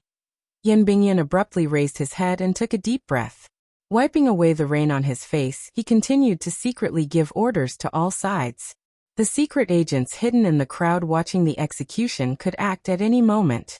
He wanted to compress the madness that could happen next into the smallest possible area. Of course, Yan Bingyan hoped that none of this would happen. The person had died. Although the death by 1,000 cuts had not been completely completed, and the executioner had been cut in half by Fan Xian with resentment, there was no need to continue. The autumn rain continued to fall miserably, but no one left the square in front of the royal palace. It was as if everyone knew what was about to happen. The ascetic monks surrounding the execution field slowly approached the little wooden stage. The straw hats on their heads blocked the rain falling from the sky, and hid the original expression on their faces. It was as if Fan Xian could not sense the danger below the stage. He just sat numbly on the wooden stage. He continued to hold Chen Pingping's body and did not put it down. His tears had already mixed with the rain and gradually stopped. Fan Xian suddenly stood up. However, his figure swayed slightly. It looked like these days and nights of traveling thousands of li had exhausted him. The anger and sorrow that pierced his heart made his state of mind show signs of exhaustion. However, the figure on the wooden stage swayed in the rain. This startled the hearts of the people around the wooden stage. They unconsciously took half a step back. Fan Xian indifferently held Chen Pingping's body and walked down the wooden stage. He didn't even glance at these people. It was as if they didn't exist. These people surrounded the wooden stage and waited for the order from the emperor in the royal palace. The emperor looked at the scene below the palace walls with a pale face. Complicated emotions flashed through his deep eyes. Starting from the hanging temple incident, his admiration for Fan Xian was built on the foundation that his son was a loyal and righteous person. Although he had not thought that Fan Xian would be able to make it back, he did not find it strange when he saw this scene. Even the emperor was not worried. In his heart, he thought Nji was a pitiful child who had been deceived by Chen Pingping, that old dog. Perhaps Nji still did not know how much Chen Pingping wanted to kill him, kill all of his sons, and cut off his line of descendants. When he looked at Fan Xian's desolate figure, the emperor could not suppress the sadness and anger he felt. He was hurt by what Fan Xian had demonstrated. He was angry that even though Chen Pingping, that old dog, was dead, he could still easily steal the heart of his favorite son. Just like that woman who had died many years ago. The emperor was silent for a long time. The injury that he had forcefully suppressed also gradually split open because of the agitation in his heart. Blood seeped out of his chest and onto the dragon robe he wore. It was particularly shocking. He shook out his sleeves and left the top of the palace walls with a cold expression. Below the royal palace, Fan Xian carried Chen Pingping's body and left the little wooden stage soaked in the rain and blood. He walked toward the west side of the square. His steps were particularly slow and heavy. Until now, he still did not glance toward the top of the palace walls. The emperor had already left. No one in the world dared to block Fan Xian's path. Everyone unconsciously opened up a path. The crowd was like the surface of the sea being cut open by a sword. The waves gradually rose and opened up a path through which reefs could be seen. In the rain, Fan Xian carried Chen Pingping and left. Who was a great hero? How could one be called a hero? This was a question that everyone had different opinions about. In this story, all the people who were loyal to their own way of thinking were actually extraordinary people. It just depended on how much they were willing to pay for this way of thinking. The more they were willing to pay, the more they were shocking enough. In particular, the word heroic was actually only heroic and did not involve anything else. When it came to men, one could not be called a man just because they had ***. It was also not possible to be spiritually impotent. Although Chen Pingping was a eunuch, he was actually an idealist. He was a simple person, a man with a gun. He was more manly than most men. The last sentence he said, "I have that thing too," was my opinion of Chen Pingping ever since I wrote this story.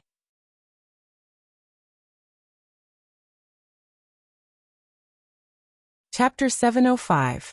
The first 2 rains of early autumn came and went abruptly, with an inexplicable feeling. It seemed that the first rain was just to welcome Chen Pingping back, and the second rain was to send Chen Pingping away. When everything on the execution field in front of the imperial palace came to an end, the misty autumn rain stopped just like that. The dark clouds in the sky were blown away, revealing an extremely high, faint, and clear sky. Other than the wet rain in the streets and on the black bricks, everything returned to normal. The people of Jingdo saw such a shocking scene, but no one dared to discuss anything. They silently dispersed along the various streets. The officials in front of the palace gates looked at each other. They didn't know what to do next. The emperor had already returned to the palace. The little duke carried the old director's body and left. The rainwater flowing all over the ground did not converge into one, making them very confused. After thousands of years of traveling back to Jingdo, Fan Xian and the 500 Black Knights had already broken countless Qing laws and Overwatch Council rules. Furthermore, when he had broken into Jingdo, he had casually killed so many court officials. Additionally, he had caused a disturbance on the execution field in front of the emperor. Logically speaking, this was an unforgivable crime. However, the emperor had not spoken. Who could punish Fan Xian for his crimes? Who dared to punish Fan Xian for his crimes? Who? The scholar walked down from the top of the royal palace walls. Many officials bowed to him. This scholar had maintained his silence. He looked at the faint traces of blood on the wooden stage that had been washed away by the autumn rain. His brows suddenly twitched. Turning his head back, he saw the former scholar Xu Wu, who seemed to have aged a dozen years in an instant, leave desolately along the foot of the city walls. He did not greet these people. Who? The scholar's heart dimmed slightly. He knew he could not be controlled by such emotions. Sir, he had already entered the palace. He had to stay here and sort out his funeral. His gaze slowly swept across the faces of the officials of the 6 ministries, 3 temples, and 3 courts. Calmly he said, "The great punishment has ended. Open the city gates. Everything will be as usual." Hearing these words, the officials in front of the royal palace involuntarily let out a big breath. They had been terrified about how to handle Sir Fan Jr.'s matter. Looking at the situation, at least for a short period of time, the emperor would be able to control his anger and not hand such a dangerous task to his officials to handle. Who the scholar did not care about these officials' reactions. His eyes narrowed slightly. He did not see anyone from the Overwatch Council in the 6 ministries, 3 temples, and 3 courts. This was normal. The heads of the 8 bureaus of the Overwatch Council were all locked up in the prison. Sir Yin Jr. seemed to have quietly left a long time ago. It was not only the Overwatch Council that had been controlled from the inside and outside. A heavy expression flashed through Hu the scholar's brows. He knew that there were also people in the royal palace who had been controlled, such as Lady Ning and King Jing, who had risked their lives to ask the emperor for mercy this morning. They were both under house arrest in the royal palace, and their situation was unknown. Furthermore, after Miss Fan had treated His Majesty last night, it seemed that she had not come out. Thinking of these things and the tens of thousands of Qing elite troops still stationed outside the Overwatch Council, a chill rose in Hu the scholar's heart. He knew he had to immediately find Fan Xian and say something to this little duke who had the power and courage to oppose the royal palace. The noon sun shone fiercely on the Lujing River outside Jingdou. The river water was clear and cold. It was only slightly warm, but no cheerful fog rose. Across the river was an elegant courtyard that stood aloof from the world. It had gray-white walls, green and yellow bamboo, and a threatening coldness. The water on the tiles had been left wet by the sun, but there was an additional sense of the summer heat of turning back time. In the stifling heat of early autumn, a black carriage sped past the bamboo sedan beside the Lujing River and stopped steadily in front of the courtyard. This courtyard had been Yi Qingmei's former residence, the place where the eldest princess had died, and where Fan Xian had once bowed to the river several times. After the Yi family incident, it had been taken into the palace treasury property by the royal family and became a courtyard. However, over the years, the emperor rarely came here. Furthermore, no concubine or prince dared to be so blind as to ask to temporarily live there. Thus, it had been empty for over 20 years.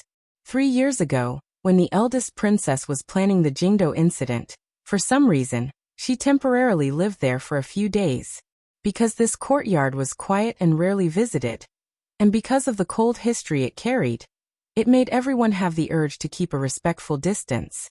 Thus, the internal court did not look after this place with much care or strictness. There were only 4 royal guards stationed there. Seeing the black carriage disregard the royal seal outside the courtyard and charge directly in, the guards' expressions changed. They walked forward, but before they could say anything, they were restrained by a group of people surging out from behind the black carriage. They were disarmed and bound. An Overwatch Council official walked forward and silently pulled open the curtain. The sound of footsteps rang out slightly. Covered in rain, the pale-faced Fan Xian carried Chen Pingping's body down from the carriage. The rainwater on his body dripped down his black clothes and the Overwatch Council uniform on the old man in his arms, making a pitter-patter. The door to Taiping Courtyard opened. Fan Xian did not glance at his subordinates. Solemnly he walked in. With a creak, the door closed behind him. The Overwatch Council officials immediately spread out and controlled all the important positions at the end of the bamboo bridge. They watched their surroundings cautiously. After a while, a hurried and slightly chaotic sound of hooves rang out. Hundreds of exhausted black riders rode over along the road on the other side of the Lujing River. Immediately after, another thunderous sound of hooves stopped a bit further away. No one knew if it was the Jingdou garrison or the Imperial Army. Finally, a black carriage drove over and stopped on the other side of the bamboo bridge. An official with a frosty expression stepped out of the carriage. It was Yan Bingyun. He did not cross the bridge. He only looked calmly at the Overwatch Council officials at the other end of the bridge. Other than a few members of the Qinian unit scattered throughout Jingdou, most of the Overwatch Council officials who had followed Fan Xian to Taiping Courtyard were officials of the First Bureau.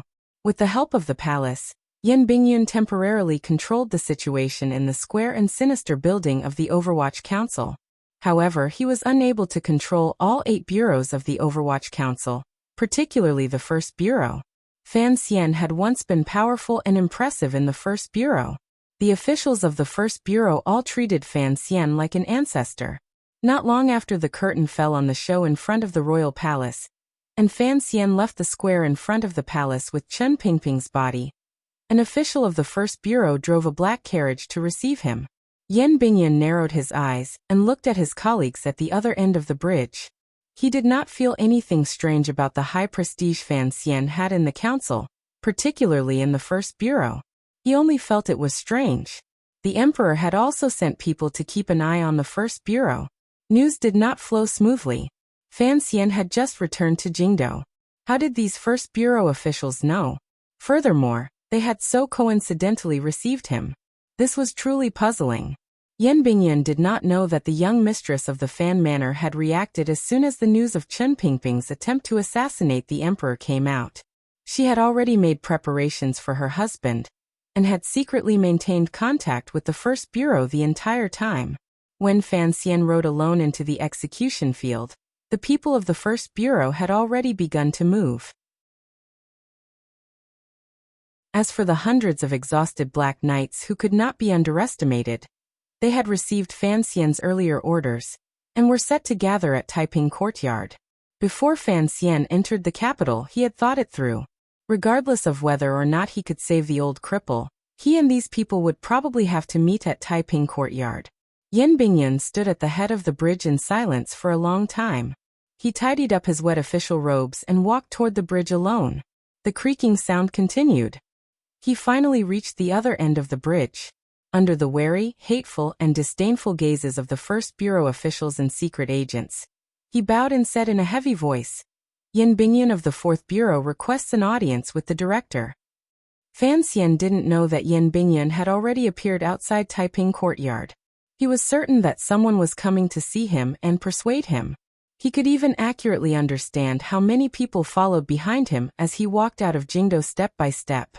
How many of the Qing Kingdom's elite troops were gathered outside Taiping Courtyard, waiting for the success of his persuasion.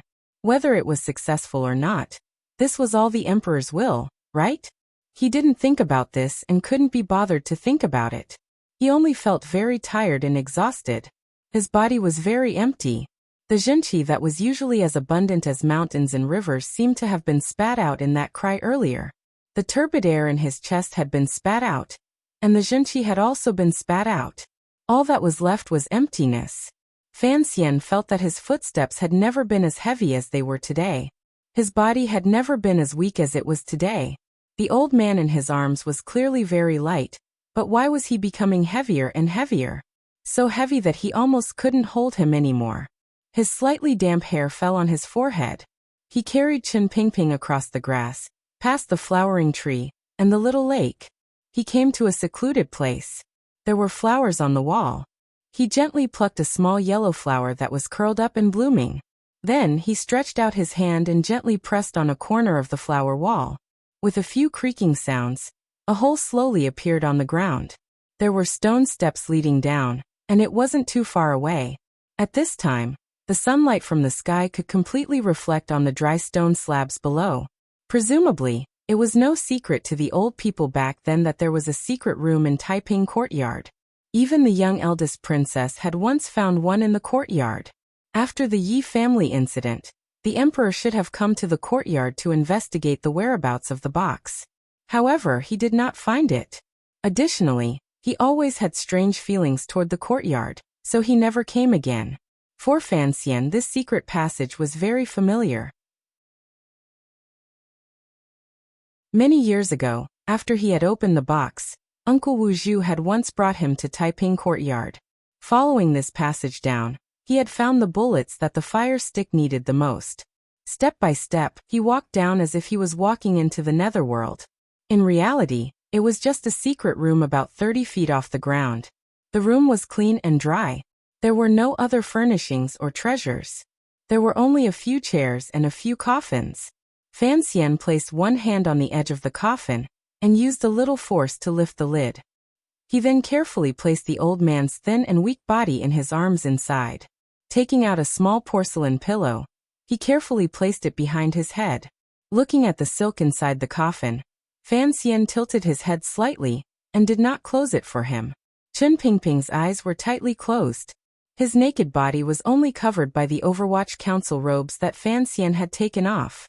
Fan Xian stood by the coffin and quietly looked at his thin cheeks and sunken eyes. He suddenly felt that this completely black clothing was more suitable than those beautiful silks. The completely black clothing was the Overwatch Council's official robes. What Fan Xian had taken off was the uniform of the director of the Overwatch Council. In Fan Xian's opinion, Chen Pingping's life was difficult to say. Presumably, he would like to die as the director of the Overwatch Council. Fan Xian stood quietly by the coffin and looked at the sleeping Chen Pingping. He thought of how on the execution field earlier, in the autumn rain, this old man seemed to have gradually fallen asleep in his arms. Before he fell asleep, he held his hand tightly. He shouldn't be afraid, right? Looking at the old and pale face, Fan Xian suddenly thought of many things. When he was very young, this old man, who liked to put a wool blanket on his knees, had teacher Fei Jie teach him so that he could learn the ability to protect himself in this dangerous world. From a young age, he had familiarized himself with all of the rules and structure of the Overwatch Council. Probably from the day he was born, the old man had already decided that he was going to leave the Overwatch Council, which he viewed as his most precious treasure to him. Fan Xian thought of the first time he saw Chen Pingping. It was in that dark room in the Overwatch Council. It was clearly the first time the two of them had met, but when he looked at the old cripple in the wheelchair, it was like seeing an elder he hadn't seen for a long time. A natural closeness wrapped around the two of them. That day, Fan Xian had lowered his head and gently hugged the thin and weak Chen Pingping. He pressed his face against it, just as he had hugged and pressed his face against it today. Watching the fish by the shallow pond, discussing the world, gently playing with the flowers, and dancing in the two wheelchairs in Chen Garden were probably things that could never appear again, right? He couldn't think about it anymore. Fan Xian closed his eyes tightly and immediately opened them. Lowering his body, he picked up the cowering little yellow flower in his hand and gently pinched it into the white hair at Chen Pingping's temples. After a long silence, Fan Xian didn't say anything more. He closed the lid of the coffin and picked up the large nails he had prepared at the side. Aiming them at the edge of the coffin lid, he channeled his qi into his palms and brought them down. A series of muffled thuds rang out. Fan Xian silently brought his palms down one by one and hammered all of the large nails down. He nailed the entire coffin firmly and shut the old man in another world, a world he would never be able to touch again. After doing all this, Fan Xian looked at the black coffin in a daze. This was only a temporary solution. There would come a day when Fan Xian would send the old man back to his hometown, or a place no one knew about. He would not let him stay forever near this dark Jingdo. Although this was Taiping Courtyard and presumably Chen Pingping liked to live here, it was still too close to Jingdo and the royal palace. Fan Xian's body swayed slightly. He felt a boundless tiredness and exhaustion begin to surge into his heart. He sat down on the tall wooden chair beside him. Placing his legs on the side of the chair, he buried his head deeply between his knees. His hands hung weakly by his side. The cut on his right palm from the nail began to bleed. The blood dripped onto the ground. Fan Xian sat with his head buried. He didn't know how long he sat. The rainwater that had accumulated on the lawn of Taiping Courtyard above his head began to flow down the stone steps, wetting layer by layer and cooling layer by layer. The sunlight slowly moved in the sky. The light in the dark underground room also flickered between bright and dark. No one knew whether it was the angle of the light or the thickness of the clouds that caused all of this. A sliver of sound traveled into Fan Xian's ears. He slowly raised his head from between his knees and walked down the chair. Glancing at the silent and dark coffin again, he walked up the wet stone steps. After a strange sound, the secret door above the stone room was tightly shut. No more sunlight or running water could seep in. The place returned to peace and darkness. Fan Xian walked along the grassy path beside the lake toward the door of Taiping Courtyard. When he was not far from the wooden door, he heard the low voice of a subordinate reporting. A complicated expression flashed across Fan Xian's cold face. He quietly said something and then sat down on a broken tree in the courtyard. The wooden door opened. Yan Bingyan walked in and stood in front of Fan Xian with his head lowered. He didn't speak for a long time. Perhaps he didn't know how to start. Starting from the day the palace began to move, You should have been involved from beginning to end. I don't want to miss out on any details. Fan Xian sat tiredly on the broken tree root with his right hand on his knee. His face was unhealthily pale. Yan Bingyun glanced at his right hand and found it was bleeding. His heart jumped slightly, but he didn't explain too much. Instead, he calmly said, "On the second day, I was summoned into the palace. After receiving an edict, I began to make arrangements. As for Scholar, he capturing Gaoda and Dazhou, and the Emperor using this matter to keep the director in Dazhou, and then using the Jingdo garrison to capture him. I only know the general situation and not the details." "Tell me the details you know." Yan Bingyun looked at Fan Xian, who had his head lowered. He found that Sir Fan Jr. was different from any other time. His facial expression was calm, so calm that it made one's heart tremble. It was not a reaction a normal person should have. From that morning when the Jingdo garrison escorted the black carriage into the capital, to the argument in the royal study in the royal palace, to the emperor being heavily injured, to Chun Pingping being injured by the porcelain cup and being sent to the Overwatch Council prison, Yan Bingyun didn't hide any details. He even clearly explained the ugly role he had played in all of it. Fan Xian was silent for a moment. He then slowly raised his head and looked at him. "Then why are you following me now? Do you want to drag that old cripple back and cut him a few more times? Or do you want him to die without a burial?" Yan Bingyun didn't need to control his emotions in front of him. A sliver of unfeigned sorrow appeared on his face. In a raspy voice he said, "I had to see you. I had to guarantee that you wouldn't go crazy." "What is going crazy? Rebellion?" The corners of Fan Xian's mouth twitched slightly. His laughter was full of coldness. "Aren't the Jingdo garrison and Imperial Army troops outside used to do this?" At this moment, smoke and dust were faintly discernible outside the courtyard. It had clearly just rained, yet it was dry. Who knew how many troops were lying in ambush outside the Taiping courtyard, and how many aces were used to suppress Fan Xian? Yan Bingyun valiantly controlled his state of mind. Looking at Fan Xian, he coldly said, "No matter what, the old director is already gone. No matter how angry you are, you can't change anything. Even if you can escape Jingdo, what can you do? Deng Ziyu is in Xiliang, Su Wenmao is in the palace treasury in Northmin, Xia Qifei is in Suzhou, and the generals of the Qinian unit, and the most powerful officials and secret agents in the council have all been sent out by me to places you control the most. Once you leave Jingdo, you can once again gather 60% of the Overwatch Council's power. But what can you do?" Fan Xian looked at him coldly and didn't say a word. "Very well. Presently, you are the master of Dongyi's sword hut. You have countless swordsmen under your command. Additionally, the Great Prince is currently leading 10,000 elite soldiers stationed in Dongyi. However, those 10,000 elite soldiers may not be completely under the Great Prince's control. Taking 10,000 steps back, would the Great Prince rebel against the Emperor because of you or the old director?" Yan Bingyun's lips were a bit dry. His throat was a bit congested with blood, but he still forcefully said, "The heir Hongqing is in Dingzhou. He is your best friend. Even if he raises troops for you, would the Dingzhou army listen to him?" It has to be said, in this world, only you have the power to stand against the Emperor. But you are still not a match for the Emperor. Are you done? Fan Xian looked at him with narrowed eyes and tiredly shook his head. "If you want to convince me, shouldn't you take out the letter Chen Pingping personally wrote for you?" Yan Bingyun's body shook. He had thought that what he had done within the Overwatch Council these few days would anger Fan Xian. He had not thought that from the beginning, Fan Xian had already found out everything. Fan Xian looked at him. "Even if you took it out, I wouldn't want to see it. It is nothing more than to take care of the big picture, and prevent the Overwatch Council from losing control for a moment, and being forcefully wiped out by the Emperor. Thus, you must become the Emperor's second dog and forcefully preserve this council. In order to win that man's trust, you must do some things. I know you don't feel good and comfortable."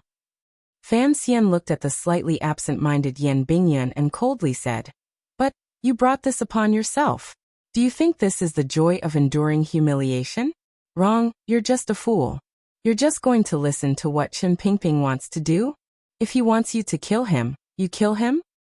The old director is thinking on behalf of the thousands of lives of the Overwatch Council and the people of the world, Yan Bingyun said in a slightly raspy voice. Even if I suffer some misunderstandings and become a thorn in the side of the council officials, so what? Do I have to watch as the world falls into chaos? Why can't the world fall into chaos? Thinking on behalf of the people? Fan Xian suddenly laughed strangely. There was a coughing sound in his laughter. He coughed up a few threads of blood. How many of these people have thought on behalf of them? I don't forgive you. Fan Xian looked at Yan Bingyun calmly. Each word he said made one tremble in fear. Everything for the Qin kingdom. Everything for the emperor. Everything for the world. This is your attitude, not mine. For the people I care about. So what if tens of thousands of people die? You didn't do all of this for me. So I don't forgive you. Yan Bingyun knew that under Fan Xian's gentle exterior was a heart that loved and hated intensely. After a long silence, he suddenly opened his mouth and said, I don't need anyone's forgiveness. The old director's choice is the same as mine, so I did it. For the Qin kingdom, I can do anything. Very good. Only like this can you become a good official of the emperor. For those dead people, he might be a good emperor. Fan Xian slowly stood. For me, neither he nor you are people I can place a sliver of trust in. In your hearts, there are things more important than companions. King Jing and Lady Ning are under house arrest in the palace. The young lady of the Fan family is also in the palace, Yan Bingyun said hurriedly as he suddenly felt cold. Fan Xian's voice in reply was mocking and cold. For the emperor, this is a matter of course. Watching Fan Xian walk tiredly toward the wooden door, Yan Bingyun's heart suddenly tightened. A difficult-to-suppress fear surged in his heart.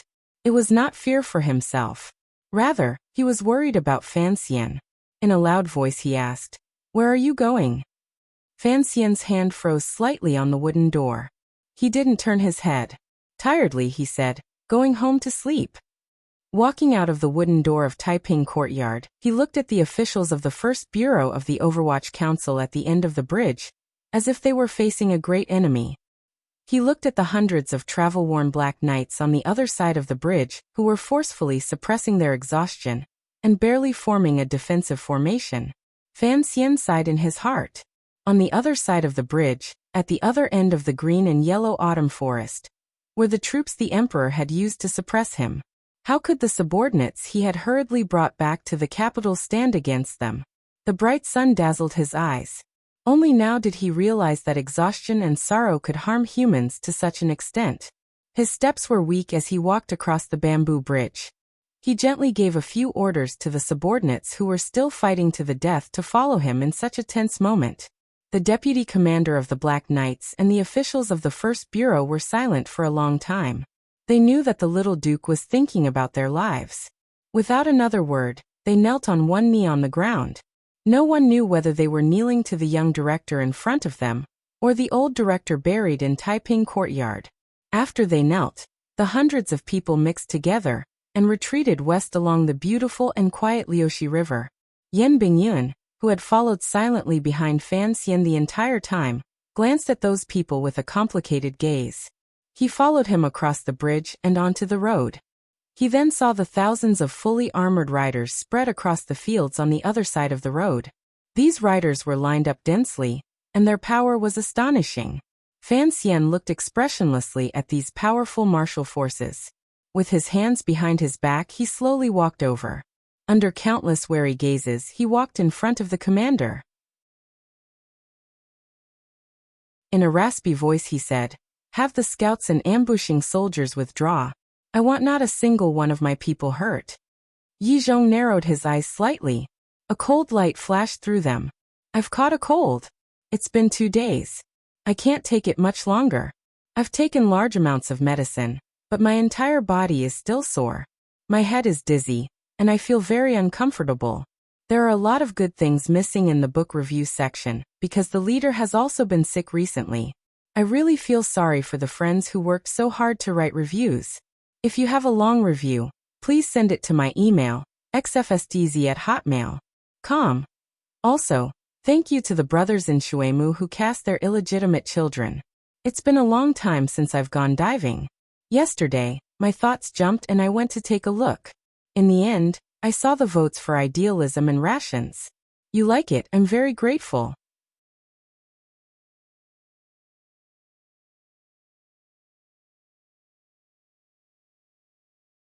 Chapter 706. The head of the Bureau of Military Affairs of the Qing Kingdom, the foremost person in the military under the emperor, Commander Yi Zhong, had personally led elite soldiers to Taiping Courtyard to suppress, monitor, and control Fan Xian. It had to be said that the Qing court and royal palace maintained a high level of respect and caution toward Fan Xian. This respect and caution was expressed through strength. Fan Xian's face was haggard and slightly pale. Streaks of muddy marks appeared very eye-catching on his handsome face.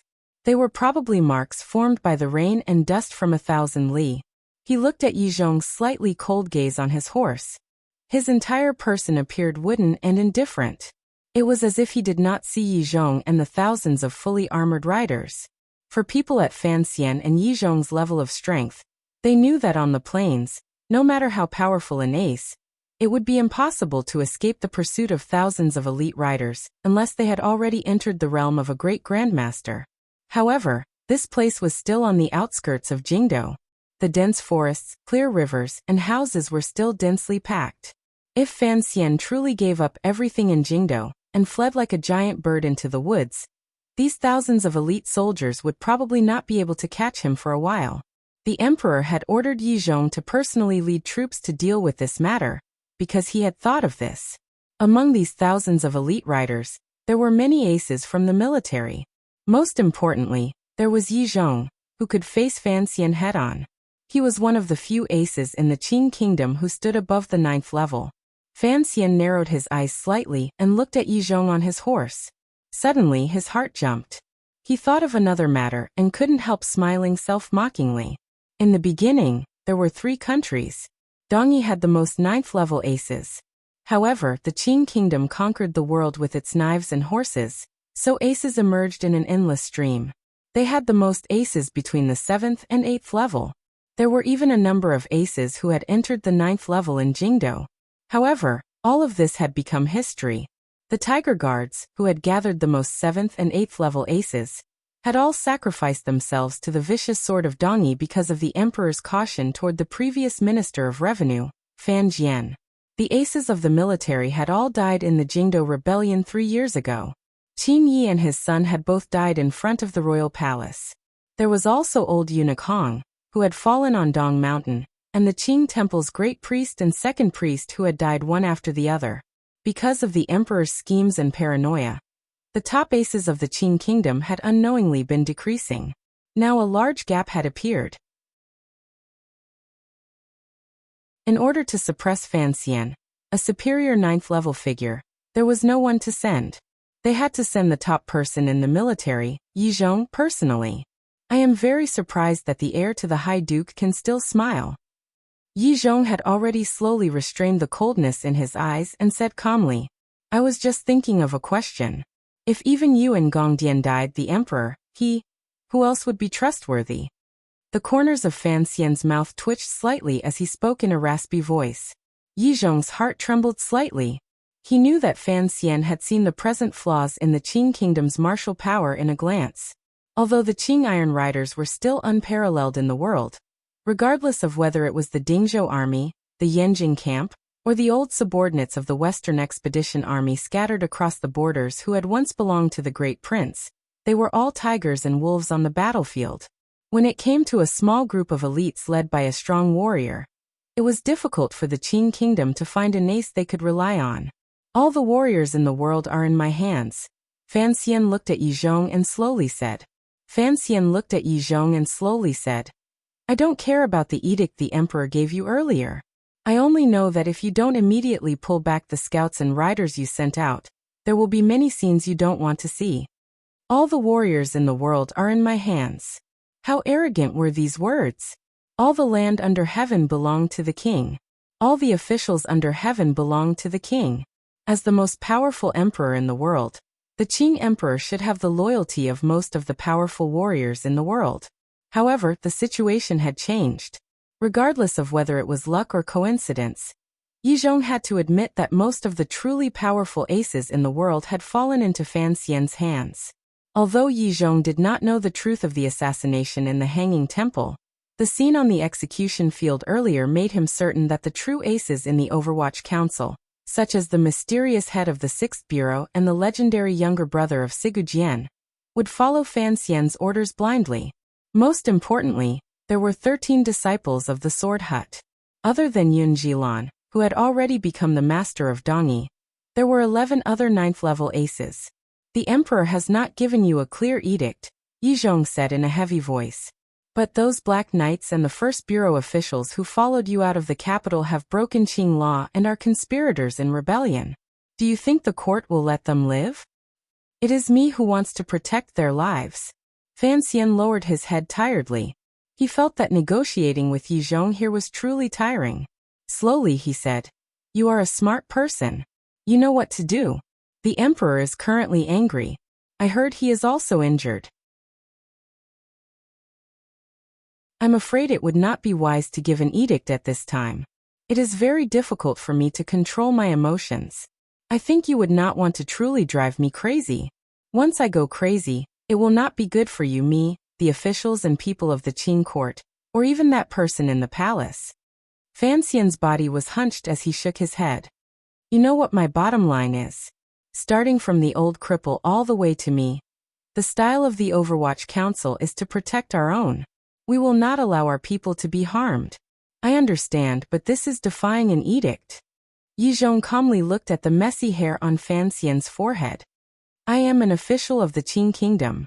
For all officials who break the law and rebel, I have the duty to capture and kill them. Don't say such useless things." Fan Xian waved his hand tiredly. "There is no one else here right now. If you want to ensure the Dingzhou army's safety for 1,000 years, you'd better make a decision quickly." Yizhong and Fan Xian stood far in front of the riders. No one could hear their conversation. Even Yan Bingyun, who had been following Fan Xian the entire time, stood quietly by the black carriage and did not move forward. Yizhong thought silently for a long time. He then said, "Even if I let them go right now, the Black Knights under your command have been exhausted to the extreme. Regardless of whether you have them go to Xilyang to join Hongcheng or Dongyi to join the Great Prince, the soldiers stationed in the various provinces and counties along the way." Speaking to this point, Yizhong suddenly stopped and sighed in his heart. Knowing the inside story, he knew the court's arrangements these days. In the intelligence reports, Fan Xian was clearly far away outside Yinjing a few days ago. Who knew that he would rush back to Jingdou today? Thinking of this Qing military ace couldn't help but feel a sense of shock in his heart.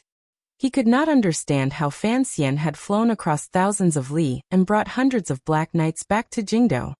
"As long as you don't personally act, those provincial soldiers cannot stop my people," Fan Xian said in a raspy voice. "As long as I am willing to go with you, the Emperor will not be angry at you for going easy on them." Yizhong was silent for a long time, then suddenly said, "That's true. As long as you are willing to return to the capital, the Emperor's anger will lessen greatly." "See, isn't this a very simple matter?" Fan Xian said this expressionlessly. He then turned his head and walked directly into the black carriage Yan Bingyan was leading. Letting down the curtain, he closed his eyes and began to rest. The carriage jolted slightly and began to move forward on the road. Thousands of Qing elite riders seemed to be escorting as they followed the black carriage slowly toward Jingdou. They entered Zhengyang Gate again, and traveled on the quiet and austere street. Fan Xian, who had been resting with his eyes closed in the carriage, suddenly opened his mouth and said, "Are we going into the palace?" "No." Yizhong sat on the horse and straightened his not-so-tall figure. Calmly he replied, "The Emperor did not give an order. He only forbids you from leaving the capital." "Very good, then I'll go home," Fan Xian said quietly as he closed his eyes again. Yan Bingyun, who was responsible for driving the carriage, had a slightly serious expression. He pulled on the rope and followed the fork in the road at the entrance of the salt market toward the south of the city. Some people in the dark followed the black carriage closely. Yizhong's subordinate riders also sent a group of people to catch up. Yizhong himself stood at the end of the street and did not make any movements. There were already people on the street. Although the scene on the execution field in the autumn rain had already spread like wildfire among the people, it was, after all, a distant matter and could not truly affect the lives of the people. Thus, life in Jingdo returned to normal following the end of the autumn rain. The people walking under the eaves and on the side of the road had long been herded to the two sides of the street by the soldiers. They watched this scene woodenly and looked at the black carriage surrounded by soldiers. Very easily, they guessed the true identity of the important figure in the carriage. For a moment, nervousness, excitement, confusion, worry and many other emotions flashed through their eyes. Yizhong stood on the horse and watched with an indifferent expression as the black carriage slowly drove away in the direction of the south of the city. His heart felt unusually heavy. Logically speaking, the order to capture Fan Xian and bring him back to Jingdo and forbid him from leaving the capital had already been accomplished. However, he still could not relax. For one, under Fan Xian's naked and calm threat, he had no choice but to give up on the pursuit of the Black Knights traversing the fertile lands of the Qing Kingdom, and the officials of the First Bureau of the Overwatch Council, who dared to defy the Emperor's edict. After he entered the palace in a moment, he didn't know what kind of ferocious rage he would receive from the Emperor. The coldest, hardest, and heaviest stone pressing down on his heart was Fan Xian's expression along the way. Yizhong knew that it was not him who had captured Fan Xian and brought him back to Jingdo. Rather, Fan Xian had followed him back to Jingdo. What chilled his heart was that Fan Xian had no intention of entering the palace to see the Emperor. Regardless of whether Fan Xian angrily criticized the Emperor or explained something to the Emperor, it was actually more comforting than Fan Xian's current indifference. That kind of indifference actually contained anger towards His Majesty and suppressed coldness, as well as a kind of disregard for imperial power. Yizhong didn't know why Fan Xian had the courage to do this. He knew that the Cold War between the Emperor and Fan Xian had just begun. Perhaps the Emperor, who was currently recovering, was waiting in the palace for his illegitimate son to enter the palace to explain something or roar about something. However, Fan Xian had made all of the Emperor's hopes and predictions come to nothing. Yizhong slowly lowered his head and thought of Fan Xian's calm and powerful words outside Taiping Courtyard earlier. He couldn't help but shake his head sadly. He had been forced to concede under Fan Xian's cold pressure. This proved that Fan Xian already had the power to directly oppose the power of the Qing military. Without a doubt, such power added many variables to the relationship between the Emperor and Fan Xian. Yizhong could even guess what the Emperor and Fan Xian were thinking. The Emperor would never voluntarily issue an edict for Fan Xian to enter the palace. He would wait for Fan Xian to enter the palace, and Fan Xian would never voluntarily enter the palace. He would wait for the man on the throne to speak first. This was the so-called contest of attitude, intentions, and willpower. The foundation of this contest lay in the difference in power between the two sides. More importantly, it lay in the powerful and icy hearts of both sides. Who would beat first? Yizhong took a deep breath. The expression on his face recovered its solemn calmness. Squeezing his horse, he prepared to enter the palace to report. The battle between this father and son was not something he, as an official, could interfere with. The reason the Dingzhou army had interfered was because of the Emperor's edict. It was clear that the Emperor's attitude toward Fan Xian, his illegitimate son, was completely different than that of his other sons. As the head of the Qing military, Yizhong only hoped that this battle would end peacefully or as quickly as possible. It wouldn't be like the autumn rain these 2 days, always making one feel cold and uneasy. The carriage stopped in front of the main gate of the Fan Manor in the south of the city. The street was completely silent. The 2 rain-soaked stone lions outside the gate stared with wide eyes, angrily and uneasily at the people walking around them. The tightly shut main gate immediately opened. A few manor guards carrying knives surged out and stood under the carriage.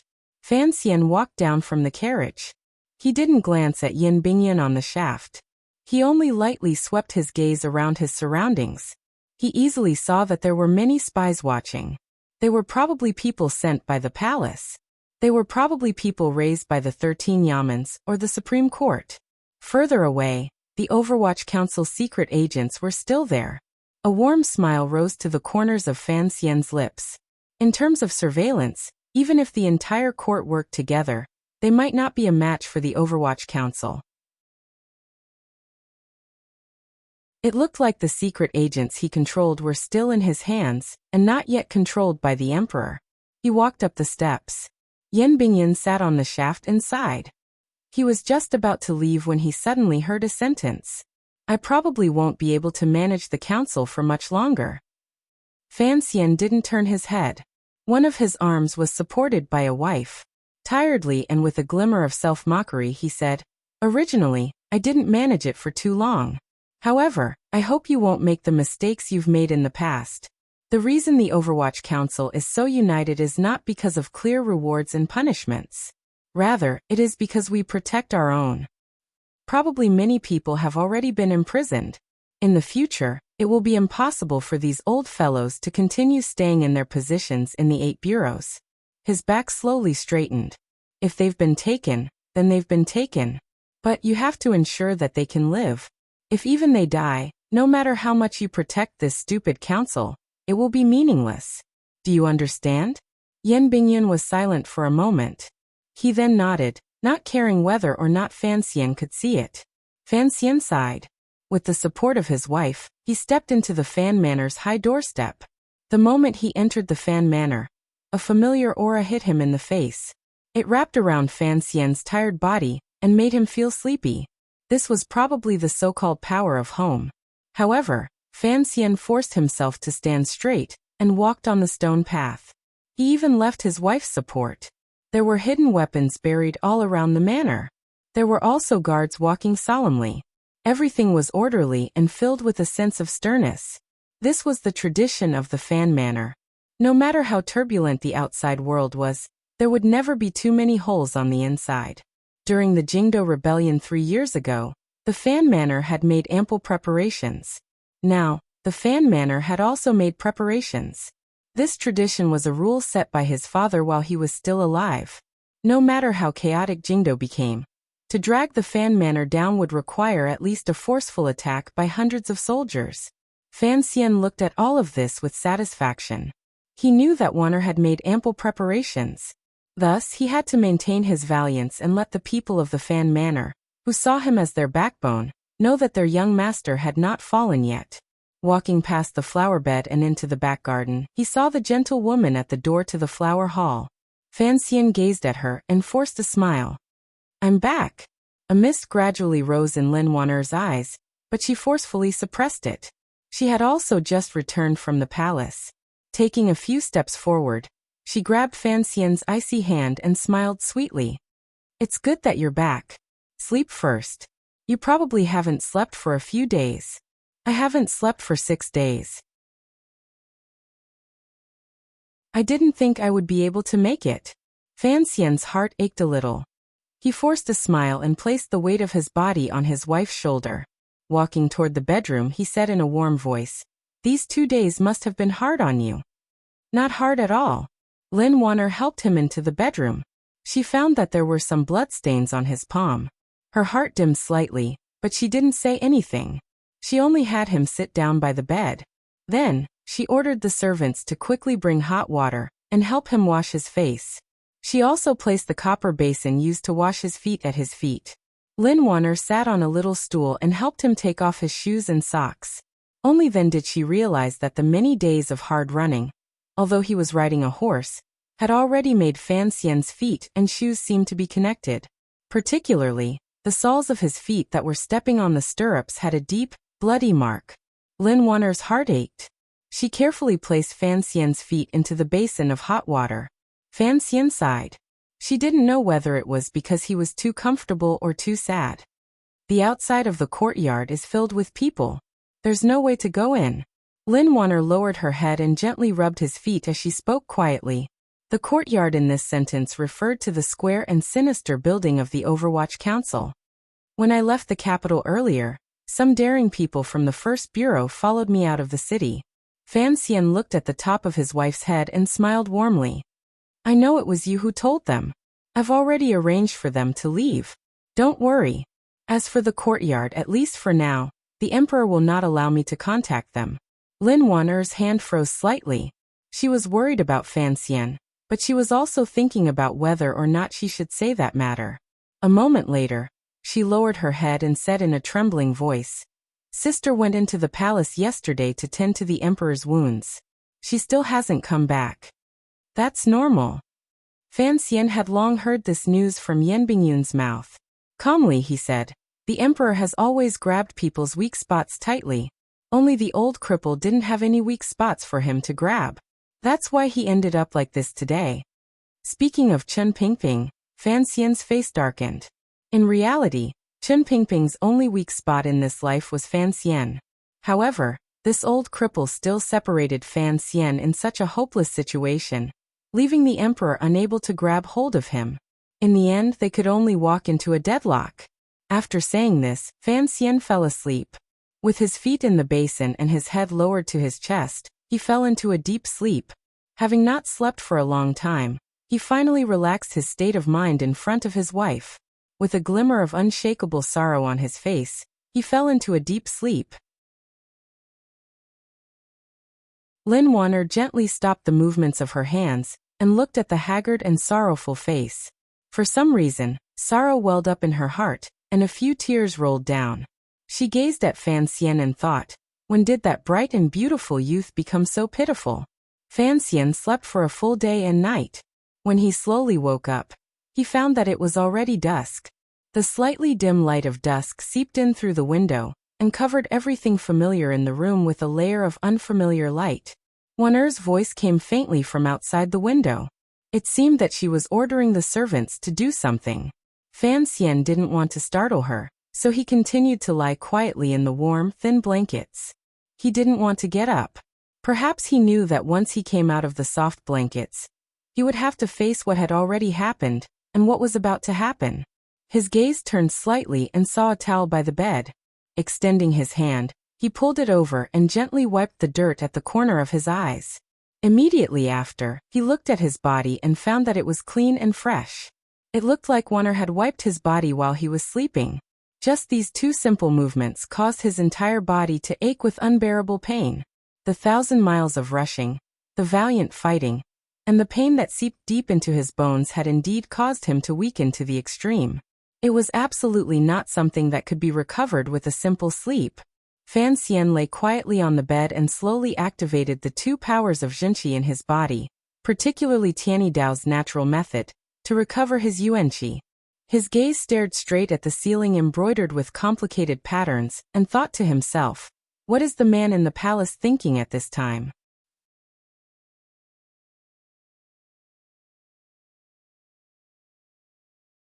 Chapter 707.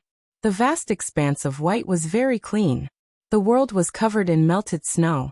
No one knew how deep it was. The snowy plain stretched straight to the horizon. No one knew how wide it was. At the other end of the horizon, a tall snowy peak abruptly rose, piercing straight into the clouds like a treasured sword thrust into the sky. This snowy mountain was very tall. It made one sigh in admiration and fear, not daring to get close. Fan Xian lowered his head and found that his bare feet were stepping in the snow. Strangely, he did not feel any icy pain. He could only clearly feel the touch of each snowflake. He felt strange. Narrowing his eyes, he looked toward the tall mountain in front of the snowy plains. His eyes were pierced by the light reflected off the ice and snow on the mountain walls. The world was very bright. It was like there were 9 suns above the snowy clouds. Fan Xian didn't know how long he had walked in this snowy plain. 5 days? 6 days? He had not slept, but the sky had not darkened. It was as if there was no difference between day and night in this ghastly place. The last time I came, it was always night. Later, the heavens opened their eyes, and it became day. A voice rang out beside Fan Xian's ear. He turned his head to look and saw a face he hadn't seen in a long time. The old face carried an unhealthy flush. It was obvious that it was a side effect of taking ephedra pills.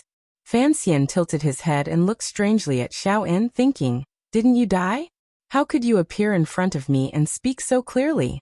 He felt it was strange, but there was a kind of unconsciously mental strength that stopped him from thinking about this strange question.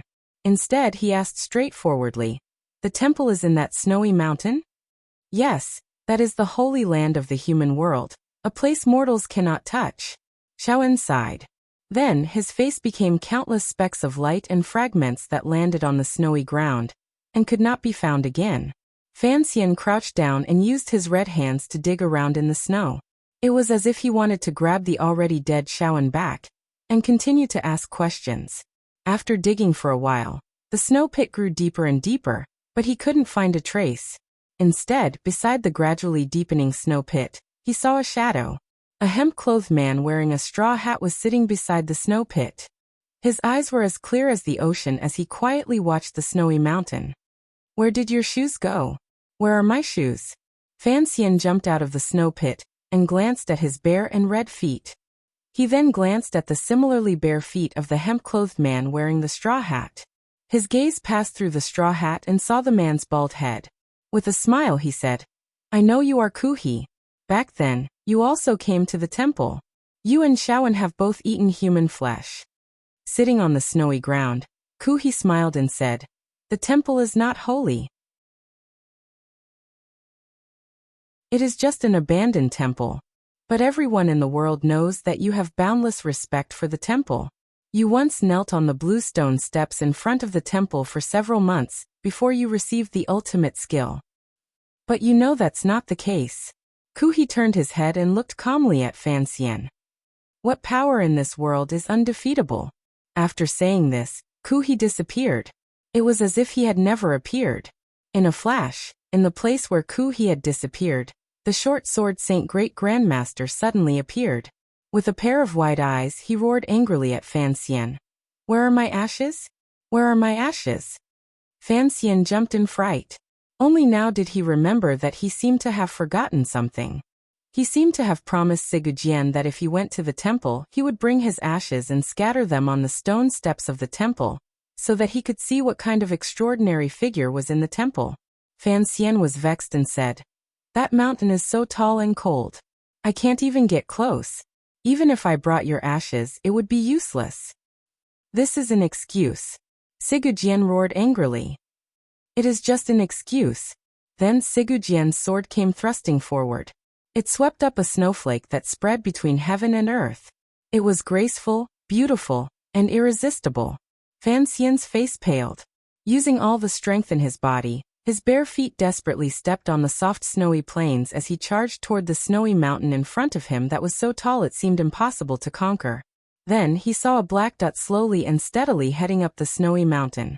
Fan Xian was overjoyed. In a loud voice he called out, "Uncle Wuzhu, wait for me." It was like the black-clothed Wuzhu did not hear any sound. He continued to coldly and firmly walk up the mountain. However, the sword behind Fan Xian had already arrived. There was only one sword flower. In an instant, it bloomed into countless petals. Each petal sliced off a piece of flesh from Fan Xian's chest. The boundless and endless pain made Fan Xian cry out wretchedly. He fell to the ground. The blood from his body flowed onto the snowy ground, and was immediately frozen into a deep red flower of blood. It was like precious and murderous agate. Fan Xian watched as Uncle Wuzhu walked toward the snowy mountain. The snowy mountain was still tall and cold. He felt the unbearable pain from his heart, and the despair and fear that filled his mind. Then he woke up. Fan Xian gave a muffled grunt, and struggled to sit up in bed. His body was covered in sweat, and had soaked all of his undergarments. He unconsciously touched his chest, and found that other than a little sore, there were no real pieces of flesh that had been sliced off. It was already night. It looked like after he had woken up at dusk, he had looked calmly at the top of the bed, and then fallen asleep again. He didn't know why he had such a nightmare. The top figures who had once spread their elegance under heaven appeared one by one in his dreams and told him the story of the snowy mountain. They then persuaded him, encouraged him, and abandoned him. Fan Xian panted heavily and wiped away the cold sweat on his forehead. He stared in a daze at the blanket on his body and thought of the snowy mountain in his dream. He still shivered despite not being cold. He knew what the snowy mountain in his dream represented in the real world. He also knew that man was actually more powerful and colder than the snowy mountain. However, with the snowy mountain in front of him, he had to climb it. In the royal study in the royal palace, the emperor slowly opened his eyes and woke up. He looked at the lights on the table around him. Only then did he know that it was already night. His gaze was cold and strange because he had a dream earlier. He dreamed that he was standing on a lonely snowy mountain, enjoying the worship and reverence of countless commoners on the snowy plains below. However, there was no one by his side. He was as lonely as the snowy mountain. Those commoners were about to be frozen into zombies. Perhaps there was not much joy to be taken from being worshipped by such creatures. The emperor slowly closed his eyes and thought of the eyes that had coldly watched him in his dream. The eyes of those familiar companions. He didn't speak for a long time. "I want to burn my face," the emperor said. Eunuch Yao, who had been waiting at the side the entire time, bowed and accepted the order. He pushed open the door to the royal study. Before he left, he quietly reported, "Sir Yizhong has been waiting in the front hall." The emperor didn't say anything. He waved his hand in annoyance, and the door to the royal study was closed. Although the Qing emperor had his own palace in the back of the palace, he had been diligent in state affairs for many years. Additionally, he had extraordinary energy, and was used to staying up late in the royal study to examine memorials. There were all kinds of bedding set up here, so he rarely returned to the palace to rest.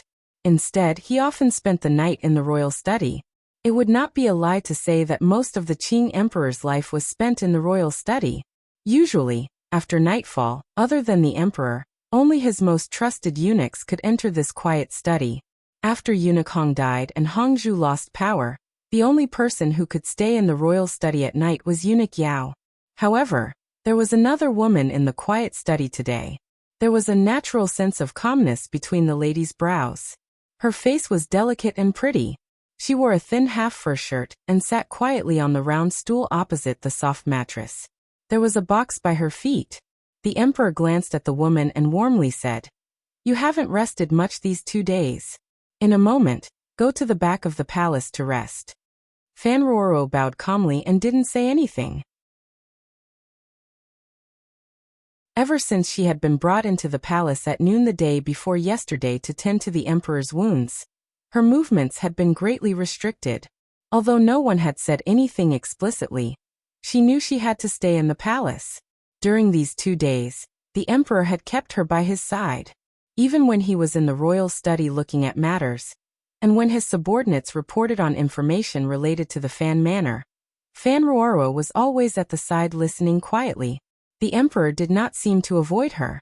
The emperor glanced at her lightly, and easily saw a glimmer of deep worry in the calmness between her brows. He knew what she was worried about. Strangely, the emperor had kept the young lady of the Fan family by his side not just to suppress Fan Xian, or because Fan Ruoro wanted to tend to his wounds. Rather, the emperor felt that this niece's refreshing and indifferent nature suited his temperament. Furthermore, when he casually chatted with her, regardless of whether it was about astronomy, geography, or the various sights of the world, Fan Ruoro was always able to say a word or two to the emperor. "Don't worry about anything." The emperor coughed gently.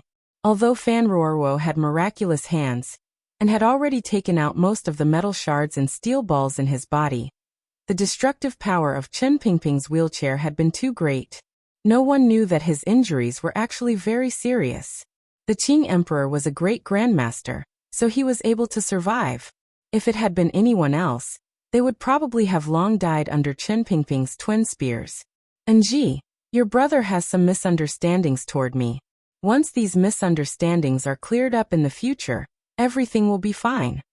For some reason, the emperor didn't seem to want to see the young lady of the Fan family worry, and went against his nature to explain this in a quiet voice. These were indeed the emperor's sincere words.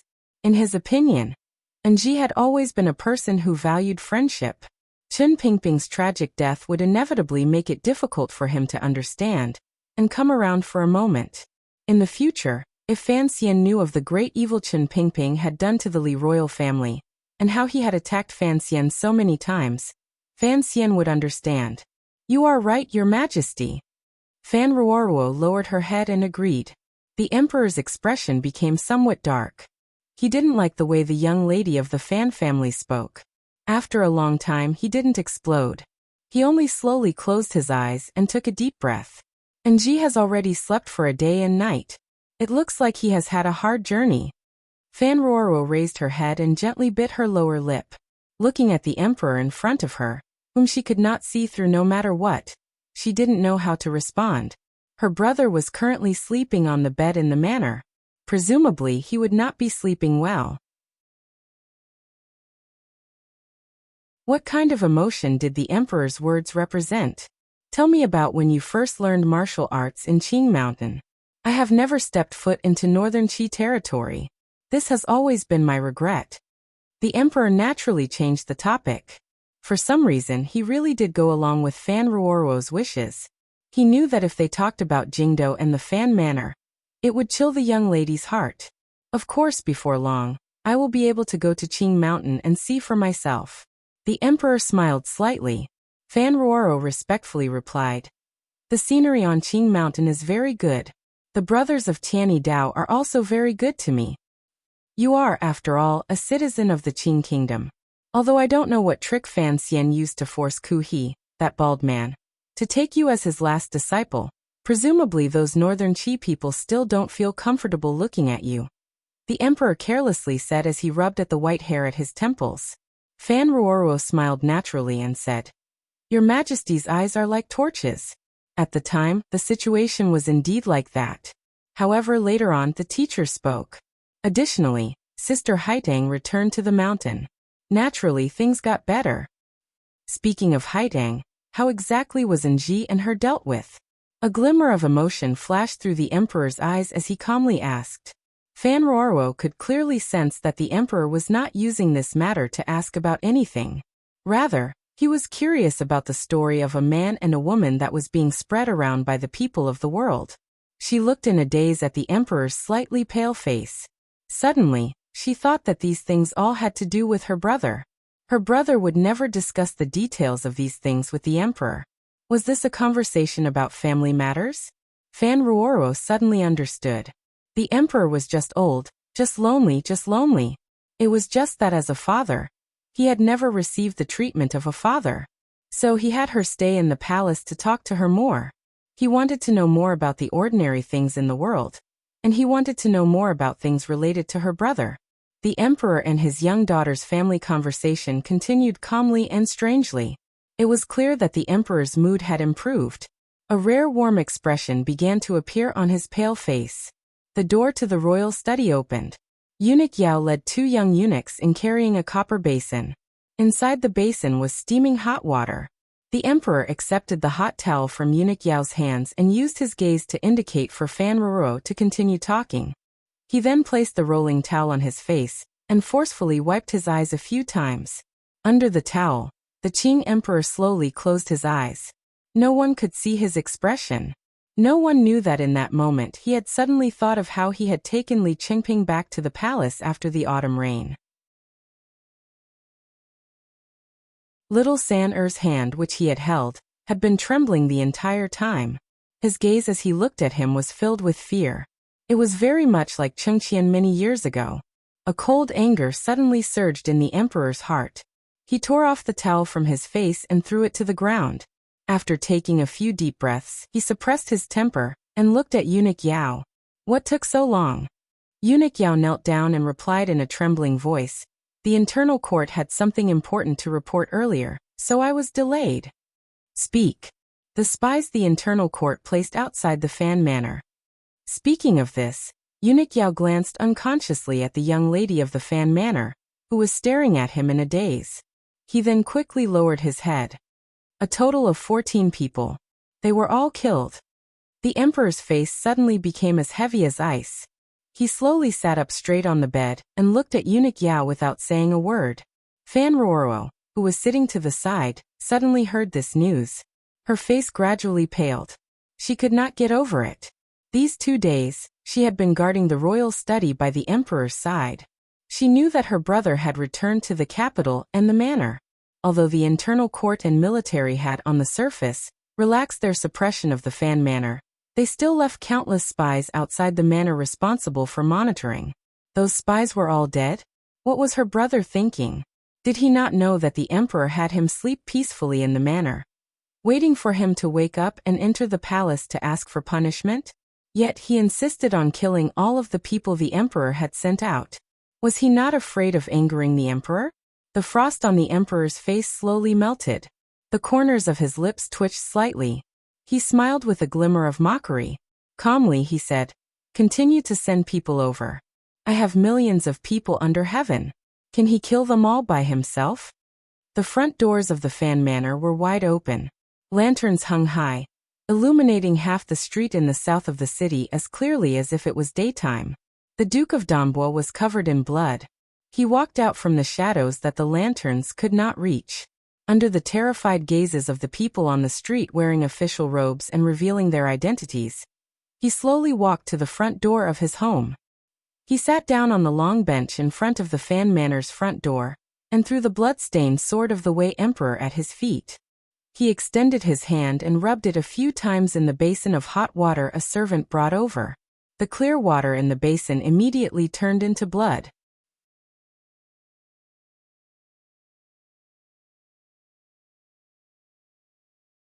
Chapter 708. Fan Xian washed his hands seriously. He changed 3 basins of clear water before he was able to wash the blood off his hands. The servants pulled out the blood into the mud beside the stone lions in front of the Fan Manor's front door. No one knew if it would raise some vicious, resentful spirit. The clothes on his body were still covered in blood. He took them off without a care and changed into a fresh outer garment. The sleeves of his clothes fluttered slightly in the early autumn night wind. All of this dramatic scene was completed in front of the Fan Manor's front door. The Jingdo magistrate, Sun Jingxiu, who had heard the news and rushed over, the head of the Ministry of Justice, and the internal court eunuchs who had rushed over from the palace all saw everything clearly. Fan Xian's hands, which were exposed outside his sleeves, were still trembling slightly. After all, he had used up too much energy for 6 or 7 days. It was not something that could be recovered with a single sleep. Additionally, under the cover of the night earlier, he had held the sword in his hand and reaped the lives of the people responsible for watching outside the manor like a demon. It was another great loss. It made his face slightly pale. His handsome and slightly pale face, paired with the sword on the ground and the stench of blood all around him, made Fan Xian appear particularly terrifying. He was the current director of the Overwatch Council. He was a killing god in the dark that the Overwatch Council had used 20 years to cultivate. However, people were always blinded by his identity, his title, his power, and his glory. No one would have thought that Fan Xian's most powerful aspect was his ability to kill.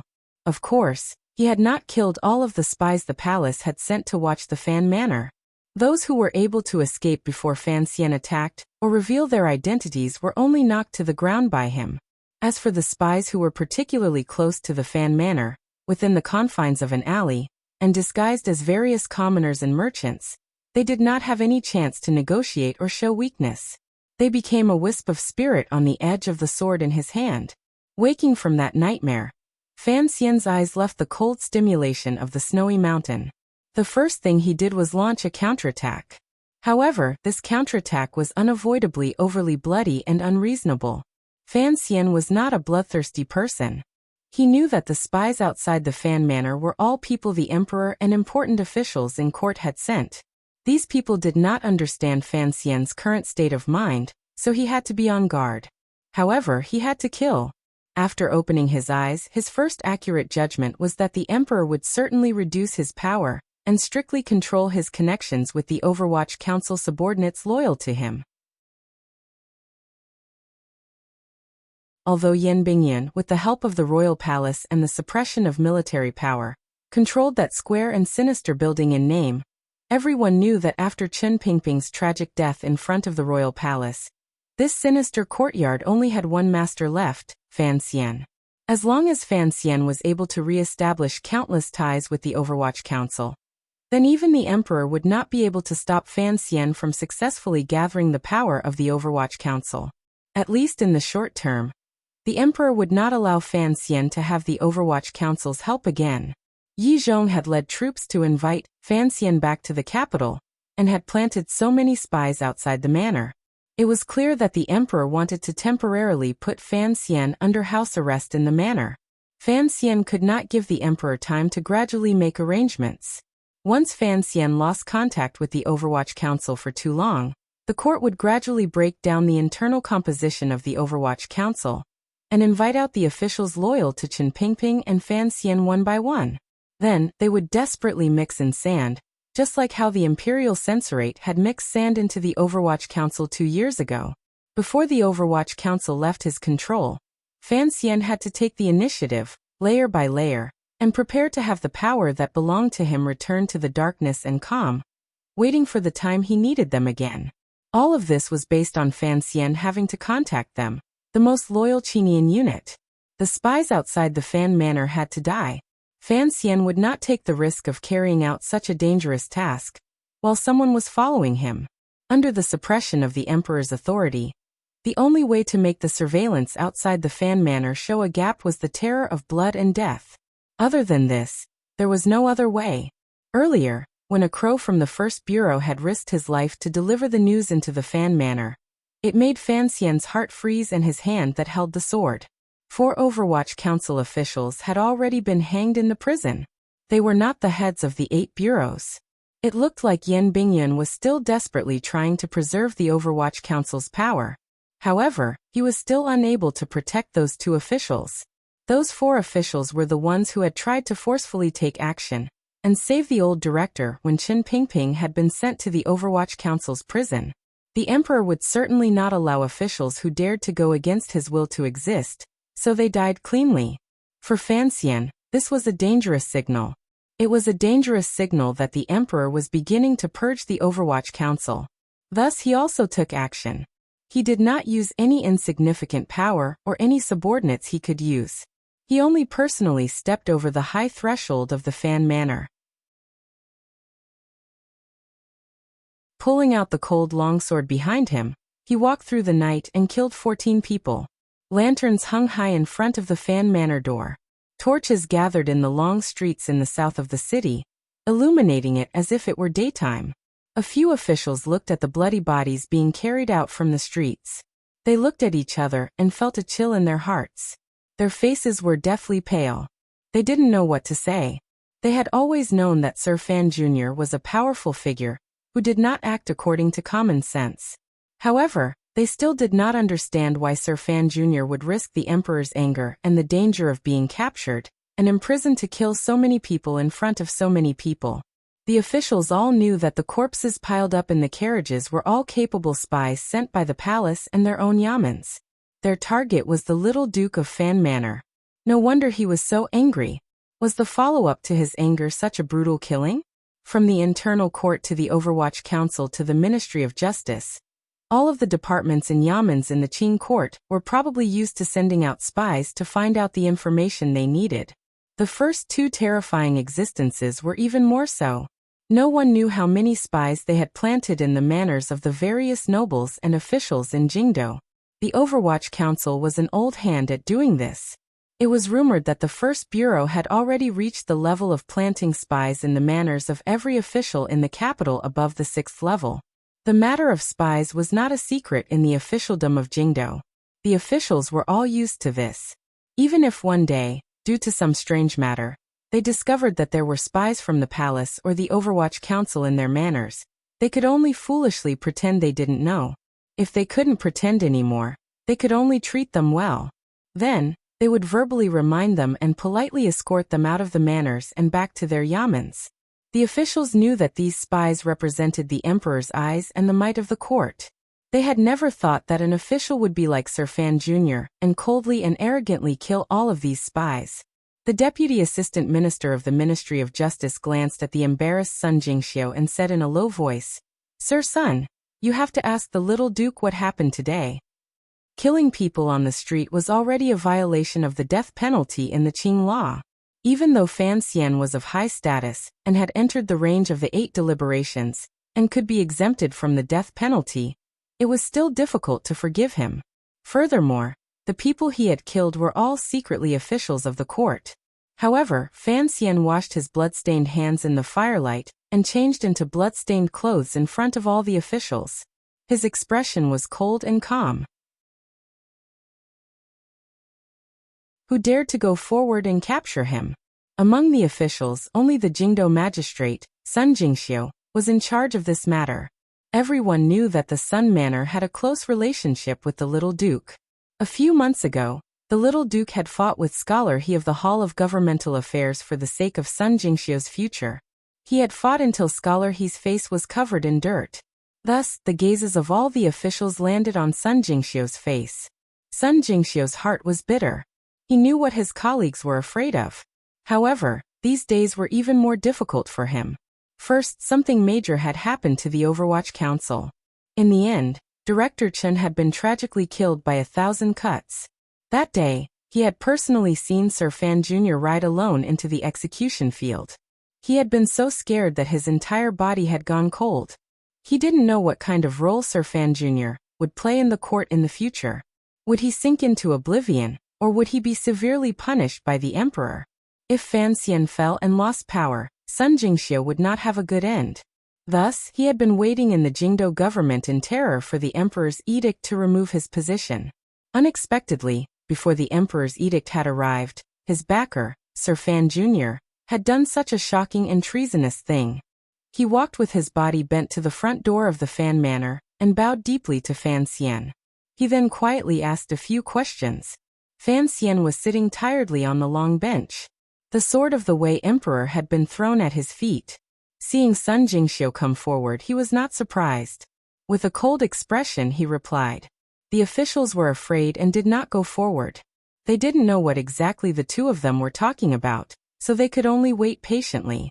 After Sun Jingxiu walked down the stone steps, the assistant minister of the Ministry of Justice furrowed his brows and said, "What did the Duke say? This is not a small matter. Killing someone on the street, even if it is made to Taichung Temple, there has to be an explanation." The assistant minister did not have the boldness to have the 13 yamens of the Ministry of Justice send people into the Fan Manor to capture people. However, the Qing laws were strict. Seeing this scene, these officials could not pretend they didn't see anything. No one knew what Fan Xian had said to Sun Jingxiu earlier, but the Jingdo magistrate no longer had much fear on his face. With a calm expression, he said, "The Duke said that Jingdo has not been peaceful recently. The Overwatch Council has found that some old women have come into the capital to kidnap children. As you know, there are 2 young masters in the Fan Manor, so Sir Fan Jr. is nervous." Earlier, after eating, he walked around the various streets and alleys outside the manor, and saw some eye-catching people. At a glance, he knew they were not decent people, so he asked a few questions. Unexpectedly, those people were so daring to take out a weapon and attack the Duke. Of course, the Duke would not be polite to these scoundrels. After these words came out, the officials in the center sucked in a cold breath. They had seen shameless and ruthless nobles, but they had never seen such a shameless and ruthless noble. 14 lives had been taken just like that. He had also forcefully framed the other party as a suspect of the old woman. This was self-defense and seemed to make sense. However, to say that the little Duke of the Fan Manor had single-handedly gone to ask for the whereabouts of the old woman, and ended up being hunted down by 14 people, no one would believe it no matter how they tried to explain it. Naturally, I do not believe it, but I also do not have any evidence. Of course, I can ask the Duke to return to the Yamen for questioning, and to record an offering or something. However, it is already late at night. I am not interested. Sun Jingxiu's back suddenly straightened. Gazing at his colleagues beside him, he coldly said, "Sir, the Yamen also has this kind of authority. If you are willing to take over this case, you can do as you please. However, I would like to remind everyone that the people who died were mostly people from the palace. The palace has not spoken, so it is best not to act rashly." This was a huge sentence of nonsense. Everyone knew who had died outside the Fan Manor. This was originally a matter between the emperor and the duke. Even if these officials were given a few guts, they would not dare to interfere. However, Fan Xian had gone too far. The matter was about to reach the palace. If these officials did not react first, who knew what the palace would think of them? After Sun Jingxiu said this, he left with the bailiffs of the Jingdo government. He could no longer be bothered with these matters. The simple conversation with Fan Xian earlier had put him at ease. Although the taste of the meatball was not very good, at least the Duke had said that as long as he did not die, the Sun Manor would be fine. Having said this much, Sun Jingxiu had nothing else to complain about. Everything was up to fate. Watching the people of the Jingdo government leave through the front door of the Fan Manor, Fan Xian rose from the long bench and glanced coldly at the officials below the stone steps. Picking up the sword of the Wei Emperor, which everyone viewed as a treasure, from beside his feet, like picking up a mop with water on it, he casually slapped it a few times on the stone lion's head. This action was very much like a shameless and reckless brat, yet, it was done by Sir Fan Jr. The strong contrast made the expressions of the officials change. Entering the manor, a serving girl had long since come forward to hand him a thick robe. Only then did Fan Xian feel his body warm a little. As he tightened his robe, he walked toward the back of the manor and casually asked, "Is the water for the reed roots ready? If it's ready, then quickly send it over." The serving girl made a sound of acknowledgement and went to the kitchen to keep an eye on it. Fan Xian walked alone to the back of the manor and sat by the bed. Facing his wife Lin Wan who was sitting at the table, he quietly said, "I killed 14. Tomorrow perhaps 28 will come. Actually, those are just subordinates of the court. They receive orders from the palace and various departments. Why bother?" A glimmer of pity appeared on Lin Wan's face. "Besides, even if you are unhappy and want to avenge the 2 Overwatch Council subordinates who died in prison, there is no need to vent your anger on those people. You don't understand. The Emperor wants to keep me under house arrest in this manner. He knows that unless he personally leaves the palace to keep an eye on me, even if Yizhong comes, it would be impossible to cut off my contact with the outside world." Fan Xian wiped away the cold sweat on his forehead. He felt that his body was still weak. In a raspy voice he said, "The Emperor has to attend to many affairs every day. How could he personally keep an eye on me? Thus, he can only cast a large net outside our manor. I have to rip apart this net. Otherwise, I will become a frog in a pot of warm water. When I die, I won't even know how I died." A chilling coldness rose between Fan Xian's brows. "But, you also said that you killed 14 people today. Tomorrow there could be 28. The Emperor is the master of Qin Kingdom. All the officials and people under heaven are tools in his hands. No matter what, it is impossible to kill them all." Lin Wanner looked at him with a worried expression. "Killing too many will naturally cause people to be afraid," Fan Xian said with his head slightly lowered. "Although imperial power is deeply rooted in the hearts of the people and cannot be resisted, the fear of death will presumably cause the spies and officials pulling the net to unconsciously reveal some openings." Hearing these words, the worry on Lin Wanner's face did not fade. Her watery eyes were filled with concern and unease toward Fan Xian. In a quiet voice she said, "If the Emperor wants to subdue you, there are many other ways." Fan Xian's hands rested on either side of his body. He lowered his head and thought for a moment. He then faintly said, "By keeping my sister in the palace, he is forcing me to not leave the capital. If he wants to subdue me, he must lock me up in the royal palace by his side. I don't think the Emperor will take this risk." Speaking of this, he raised his head and looked at his wife's worried face. Warmly he said, "Shunning and Liangzi have already left the city. You've done very well in this matter. Otherwise, as parents, we would not be able to do as we please in the capital." Cici and the others should have already reached the manor, but I think there will certainly be news from the palace. Lin Wanner sighed and walked to his side. Gently, she leaned her head on his shoulder. "I don't care what you want to do. You have to think, my sister is still in the palace, and the 2 little ones haven't gone far. That's why I need to get in touch with my people." Fan Xian tenderly and gently stroked his wife's slightly thin face. Cici is usually unremarkable, but she is actually a very assertive person who can endure hardship. Tung Zijing is experienced in handling matters. Presumably, he won't let the palace catch the tail. If I can get in touch with the people in the Qinian unit, I will have a way to send them back to Danzhou. As for my sister still in the palace, she should be fine. Fan Xian's voice suddenly became cold.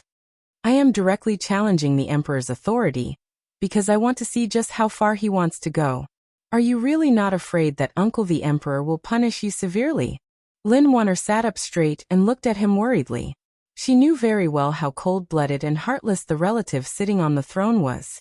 Once he discovered that Fan Xian was no longer the illegitimate child he could control, what kind of response would he make? Lin Wan always thought that Fan Xian's present actions appeared overly aggressive and risky. Any of the emperor's actions have nothing to do with family or feelings. They only have to do with profit, Fan Xian said with his eyes closed. Fan Xian closed his eyes and said, "If we acknowledge this benchmark, we can try to analyze it. Perhaps the emperor will be angry, but he will not force me into a desperate situation. Regardless of whether it is the children I plan to send to Danzhou, Ruoro in the palace, or you." Fan Xian opened his eyes and looked at his wife. Slowly he said, "These are all my bottom lines. If the emperor breaks this bottom line, then he can only force us to completely turn against him early." Lin Wanner looked at him with some confusion. Fan Xian said, "I never underestimate any of my enemies, but I also never underestimate myself. Regardless of whether the emperor forces me to rebel or kills me, it will only bring him, the Qing court, consequences that he will find difficult to bear and a chaotic situation that will be difficult to clean up. If I die, what will happen to Dongyi? Will Sigu Jian's disciples and grand disciples still abide by that unwritten agreement?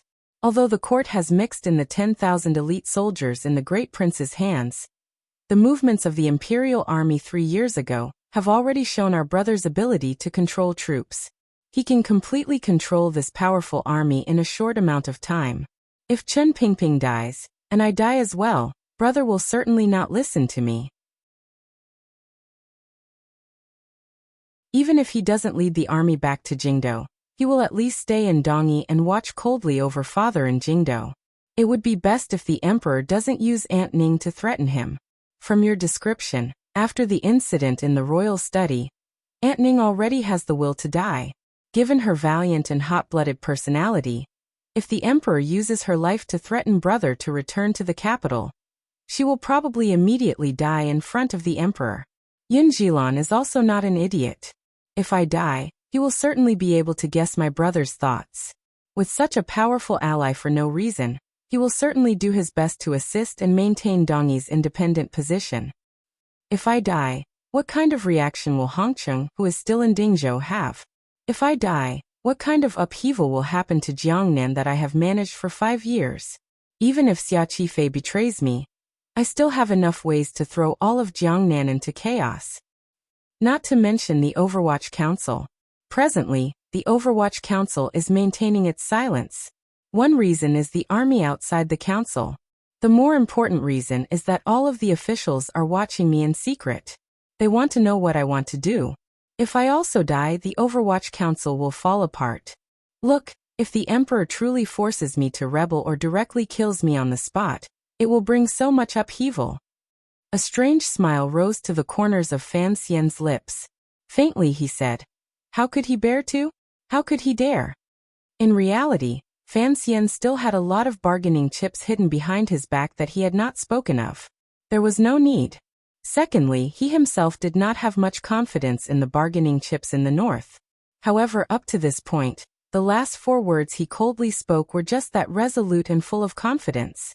Inheriting his mother's legacy, the care of countless elders, the emperor's favor and trust over these years, and the support of those strange old creatures, whether openly or secretly, Fan Xian finally lived up to everyone's expectations and became the only major figure in this world who could face the powerful emperor of the Qing kingdom and not have to retreat. Perhaps no one noticed this usually. Once people focused their gazes here, they would be shocked to discover that the storms in the Qing kingdom and the world these years had created such an abnormal existence as Fan Xian. "I think you still underestimate the emperor," Lin Wanner said quietly after a long silence. Lin Wanner was silent for a long time. She then quietly said, "Perhaps for the sake of the Qing kingdom, for the sake of the world, he will tolerate your great disrespect. But this is not just because he is afraid of the things you can influence. It includes many other things, perhaps some subtle things. Once he discovers that you truly do not have any affection for him, he will directly erase you."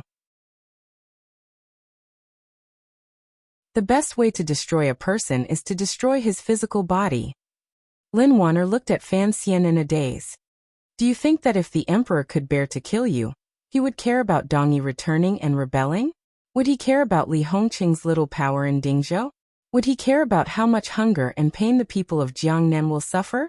If he could bear to kill you, how could he care about anything else in the world? Even if the entire world has turned its back on the emperor, he still has the courage and power to fight his way out. Furthermore, you can at most add a few hard-to-repair scars to his world. Lin Wanner gently stroked his haggard and pale face and sighed. Don't think for me, don't think for the child. No matter what you do, think more about yourself. Fan Xian was silent. He had to admit that although he had the deepest understanding of the emperor in this world, his wife, who had grown up at the emperor's knee, had a better grasp of emotions, thoughts, and habits. Let's not talk about this. When the reed root soup arrives, you have to drink it while it's hot. Fan Xian forced a smile. These years, Wanner's illness had been very stable. Other than Sir Fei and Fan Xian's medicine, the biggest contributor was the soup made from the reed roots of the North Sea. As the words left his mouth, Fan Xian suddenly thought of the North Sea. He thought of the reed leaves that pricked a person's skin. He thought of the woman he hadn't seen in a long time and hadn't thought of in a long time. He wondered if she was doing well in Shihu. The reason he suddenly thought of Haiteng Duoduo was because after the conversation earlier, Fan Xian had more clearly determined what he should do. Wanner was right. The best way to destroy a person was to destroy his physical body. Fan Xian closed his eyes in silence, thinking about how to melt the snowy mountain that had not melted in 10,000 years. How could he defeat a great grandmaster? Haiteng? Or 13th Wang? Or himself? Or was it that no one in this world could do it? Fan Xian began to miss Uncle Wu Zhu, but it was not because he missed the metal drill by his side. Rather, it was because when his state of mind darkened, he unconsciously missed his closest family. The next day, the front doors of the Fan Manor opened wide. The spies sent by the internal court once again filled the dark corners of this street in the south of the city. It looked like the emperor in the palace knew what his illegitimate son was thinking and testing.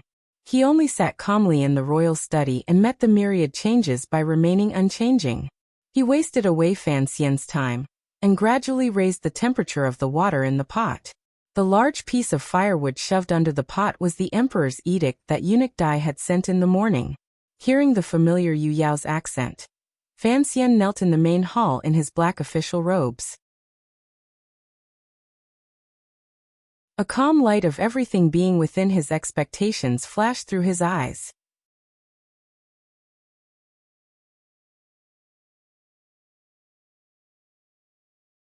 Chapter 709. The servants and serving girls in the Fan Manor heard this edict clearly. They felt a bolt of lightning strike down mercilessly and cruelly. It struck until the entire Fan Manor began to tremble and sway. The faces of the people kneeling outside the hall paled. Their hearts were shocked. They felt unease and fear for their young master.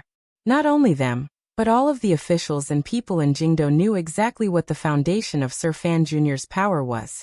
The emperor's order to remove his position was to cut off Sir Fan Jr.'s roots. Fan Xian, who was kneeling on the ground, heard this edict. The expression on his face remained calm, and did not reveal any shock or sorrow. All of this was within his expectations. Just as he had thought and deduced after tossing and turning in bed these 2 days, the emperor would try to gradually whittle away the layers of power and defense around Fan Xian's body during this time. Come to think of it, ever since he had met Wang Qinian on the road back to the capital from Dongyi, Fan Xian had done countless treasonous things in the short 10 days. The roaring shadow cavalry traversing between provinces and counties was already a great taboo. Moreover, 500 shadow cavalry had charged through more than 10 passes, which was an even greater crime in the court. Additionally, when Fan Xian charged into Jingdo, he had killed the commander of Zhengyang Gate, and stabbed a number of warriors on the execution field to death in front of the eyes of tens of thousands of people. Each was a crime that could not be forgiven in Qing law. Even if he was Fan Xian, he still had to pay the price for this matter. The emperor not having him imprisoned was already benevolent enough. However, such benevolence could not quell the discussion and pressure among the people and officialdom. This edict removing Fan Xian from his position as director could be considered a preliminary explanation to the world, and a channel for the emperor to vent his anger. As for what other edicts the palace would send out and what attacks and losses Fan Xian would suffer, that would depend on Fan Xian's response, as well as the rumors in officialdom and among the people. Fan Xian stood somewhat woodenly, and accepted the imperial edict from Eunuch Dai's hands. Very casually, he handed it to an official behind him to arrange. He did not read it carefully at all because the crimes written on the imperial edict were very real. He was not prepared to fight any lawsuits with the palace in these areas. Have a cup of tea before you leave. Fan Xian looked at Eunuch Dai warmly. It was difficult for Eunuch Dai to suppress the awkwardness and unease on his face. His rise and fall in the palace these years was actually all because of the young noble in front of him. Now he had come to the Fan Manor to announce this edict. Eunuch Dai did not feel good in his heart. Your servant has to return to the palace. Eunuch Dai glanced at Fan Xian with an uneasy gaze. In a slightly trembling voice he said, "The emperor is only momentarily angry. He will be fine in a few days." Fan Xian knew why he would show such an expression. He smiled and patted his shoulder. "Don't think too much. Since the emperor has allowed you to take up the important task of announcing edicts again, presumably he trusts you." Eunuch Dai bowed respectfully, and was about to leave when he heard Fan Xian's low voice ring in his ear. "Is Ruoro doing well in the palace?" It was a great taboo for eunuchs and officials to privately pass messages. However, after Eunuch Dai thought for a moment, he did not hesitate at all. Lowering his voice he said, "Miss Fan is doing very well. She often listens to discussions in the royal study. The emperor treats her very well. There is no need for you to worry." The entire Fan Manor was actually a true member of the Li royal family. Additionally, Fan Xian had shown Eunuch Dai kindness and authority, so the eunuch did not care about these taboos. Lowering his voice, he spoke of Fan Ruoro's situation in the palace these 2 days. Fan Xian raised his brows slightly in surprise. He could not guess the emperor's thoughts, nor did he understand why his sister could appear so aloof in the palace. She did not seem like a hostage at all. After the matter of welcoming the edict was finished, Fan Xian turned to the back of the main hall.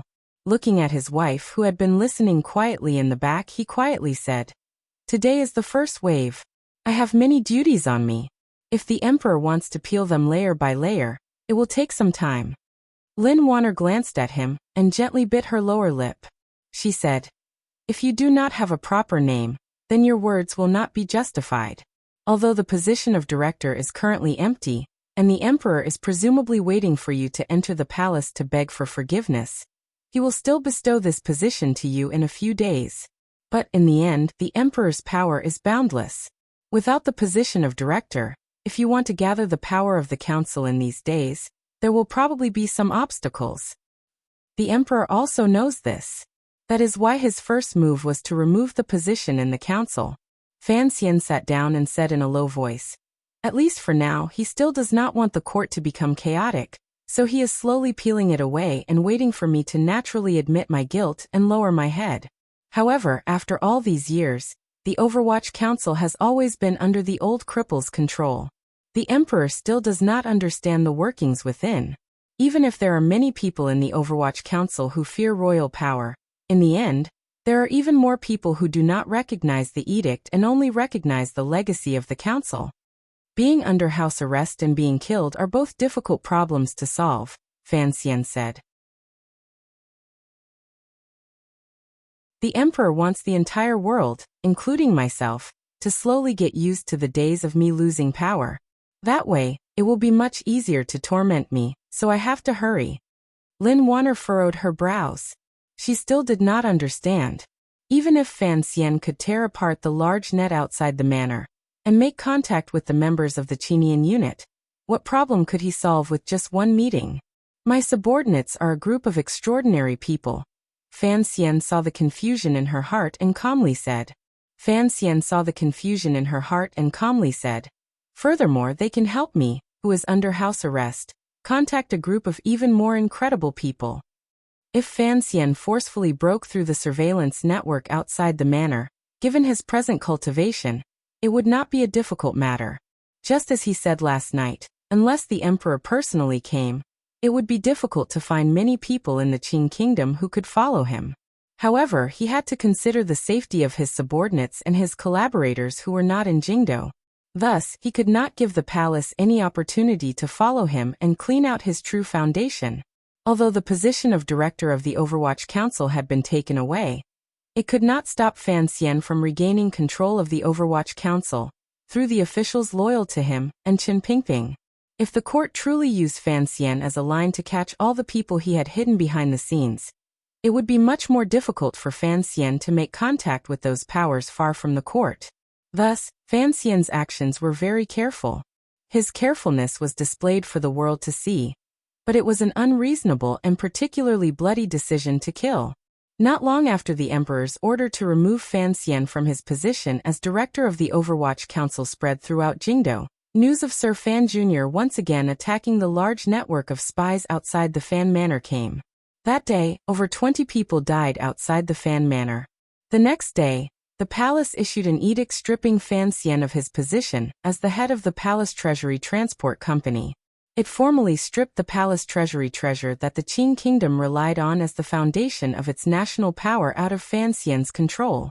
That night, Fan Xian struck again and swept through the people in the well-shaped streets around the Fan Manor. On the third day, the palace issued an edict. Fan Xian was severely reprimanded. His position as a first-ranked duke was directly taken away. 7 days later, all of the positions on the body of the Qin Kingdom's most dazzling young powerful official were mercilessly taken away. Thinking back to Jiangnan, when the dragon raised its head, the young imperial envoy who stepped off the boat had a long string of prefixes. Now not a single one remained. From that day onwards, Fan Xian returned to being a commoner. He was even worse than the scholars who went to the capital to take the exams. He had no official position, no nominal authority, and no salary. The position in the Board of Rights that he had once held during the spring examination was also remembered by the palace. Taichung Temple's noble official position had also been taken away. The only thing Fan Xian had left was the position of a teacher in the Imperial College. It had also been demoted 3 ranks. For some reason, the emperor did not take away this position as well. During these 7 days, the royal palace and the Fan Manor were like a conveyor belt, carrying the emperor's calm and cold edicts and chilling edicts. With each edict, the light on Fan Xian's body grew a layer dimmer. The gazes of the Jingdo officials and commoners were all focused on the road in front of the Fan Manor. After that day on the execution field in the autumn rain, they all knew that this road would be very busy. However, they had not thought that it would be so busy. No one had thought that the emperor's punishment for the little duke would be so thorough and severe. No one had thought that Fan Xian would be so stiff as to resist for 7 days and still not enter the palace to beg for forgiveness. Everyone was looking at the Fan Manor, waiting to see which direction this cold war between the emperor and his illegitimate child would go. Would the emperor, in his anger, simply arrest Fan Xian and throw him into prison? Or would Fan Xian be unable to resist the edicts and finally admit defeat? Even though Fan Xian was a commoner, the Jingdo people were still used to calling him Sir Fan Jr. in their leisurely conversations after meals. The officials hiding in their manors and nervously watching the development of this matter were still used to calling him Little Duke. They all knew that even though Fan Xian had been reduced to a commoner by the emperor, as long as he did not die or go into prison, he could still become a major figure at any time, second only to 1 and above tens of thousands. No one dared to underestimate Fan Xian's existence. Contrary to the expectations of many officials, Fan Xian had clearly broken countless Qing laws, disregarded the court, and killed so many people. However, in the discussions among the people, there were still not many unfavorable comments about Fan Xian. In this battle between the emperor and Fan Xian, for the first time, the Qin Kingdom had a strange situation where public opinion was not completely in the palace. Perhaps it was because although Fan Xian had killed people outside the Fan Manor, he had not done it in an exaggerated manner. Other than the first and second days, his murderous aura had been greatly restrained. Furthermore, the people he had killed were all spies sent by the palace. What did it have to do with the common people? Perhaps it was because many Jingdo people had once seen Fan Xian's haggard appearance as he held Qin Pingping's body in the autumn rain. Unconsciously, they felt some sympathy for him. Human emotions had always been strange. One moment, they might be cheering. The next moment, they might begin to silently reminisce. Throughout the ages, on countless execution fields and in the face of countless deaths, such developments had occurred before. The reason why Fan Xian, a commoner, still had the support and discussion of so many people was because of his actions these years. Those glorious old things did not need to be brought up one by one to calculate their power. There was also no need to consider how much Chen Pingping had used the 8th Bureau of the Overwatch Council to do for Fan Xian. The reality was as such. Ever since the emperor, who had led the Qing Iron Riders to destroy the rivers and mountains of the old dynasty, and forcefully opened up countless territories, the only person in the Qing kingdom who could be called an idol was probably Fan Xian alone. If it was in Jiangnan, perhaps Fan Xian would be able to obtain even more support from the people. After all, he had operated there for the longest. Furthermore, the Hangzhou conference that Lin Wanner managed had spared no expense in comforting the people. It had long replaced the Ming family, and become the most glorious name in the hearts of the poor people and scholars in Jiangnan. After all, in Jingdou, even if the people at the root of the royal palace leaned toward Fan Xian, they could not do anything. When all was said and done, this battle was, in the end, a battle between Fan Xian and the emperor, just like the battle in the royal study. 7 days later, everything had yet to be settled. The world was not peaceful. Outside the Fan Manor, there were still gusts of autumn wind and occasional drizzle. Under Fan Xian's godlike purge, the spies sent by the internal court had no choice but to pull the large net outward. The might of imperial power was, without question, supreme. The fear of death was also supreme. Under such a pincer attack, the internal court surveillance would, without question, reveal flaws. Fan Xian stood coldly at the door of the manor, and calmly looked at the movements around him. He thought of Wanner's words that day. A strange emotion flashed through his eyes. If the emperor wanted to deal with Fan Xian's shedding of all pretenses of cordiality, he actually had many other ways. Why didn't he use them? Were the spies of the internal court moving outside because they were forced by his shrewish methods? Or had the emperor secretly given some edict? Those spies could not be killed. Fan Xian didn't understand, and he didn't want to understand. Perhaps the man in the palace still had some warmth toward him and some hope, but he didn't want this warmth and hope to shake his heart again. The heart that had long cooled in the autumn rain.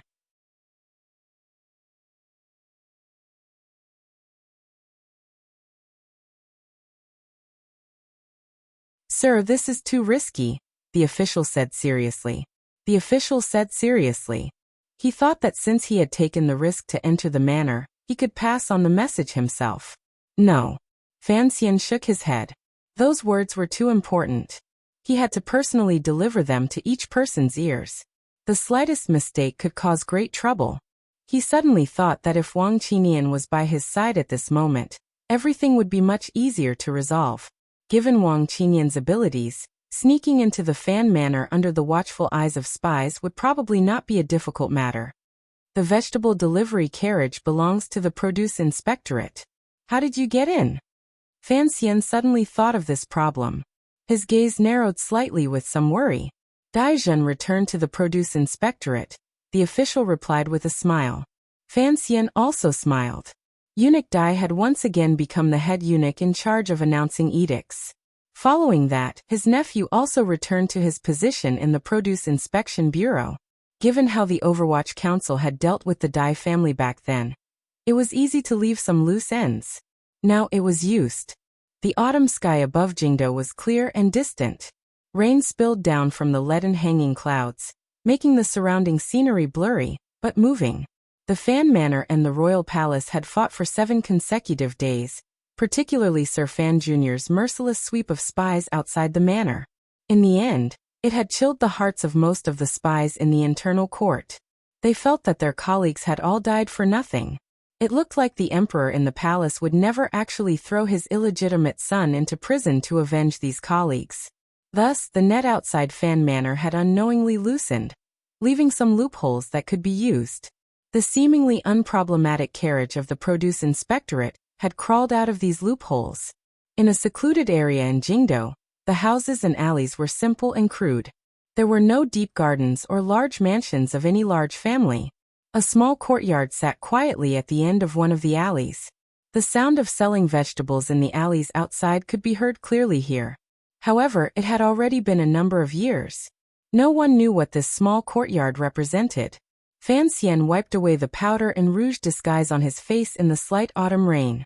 In a flash, he floated into the small courtyard. He saw many familiar faces. Looking at the pleasant surprise and the sadness after the pleasant surprise, Fan Xian's heart was slightly moved. However, he did not show anything on his face. This was the Qinian unit's most secret base. The Overwatch Council officials here were Fan Xian's long loyal subordinates.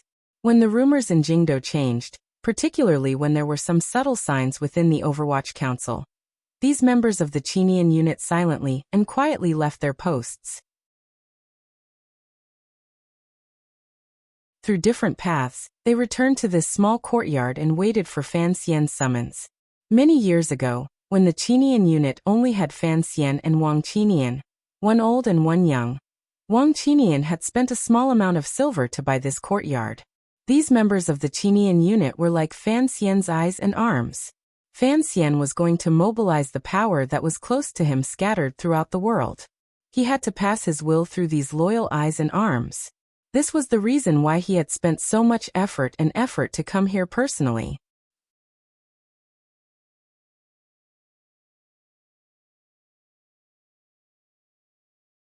Chapter 710. Yesterday, I said that I had recently sunk into a state of panic. I wanted to find a day to sort it out and prepare. Today was the winter solstice, so I chose today to have a meal, recuperate, and think about the rest of the story. The reason why I wanted to pull my hair out was probably because the story had been too tormented since the beginning of the month. I laughed foolishly. At the beginning of the month, I said that the year of Qingyu was coming to an end. It looked like the last few dozen chapters were written like crazy. I had indeed written like crazy for the past 20 days, much crazier than I had in the past year or so. Not only did I write more every day, but more importantly, I wrote impudently. I didn't know what word to use to describe this, but it was actually a kind of state. It's good to write based on one's emotions, but when one's emotions are vented and one becomes depressed. Yeah, it's the same for me. I'll feel happy, angry, sad, and happy when I read the story. My brain will become like glue. In any case, this wasn't the first time. Whether it was Ingxiu roast chicken or the year of Qingyu, as long as I was making up a story, I would always climb and fall on the same wavelength. I think everyone was like me. I didn't expect to slide on top of the waves forever and never fall.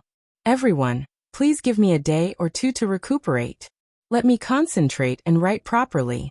I want to do my best to complete this story that has accompanied us for a year and a half, and has been enduring for a year and a half, into something that can still be read. Although this was actually just my job, I wouldn't be pretentious to say that this was a job that I liked. Moreover, I would only write stories that I liked, so I treasured and valued it.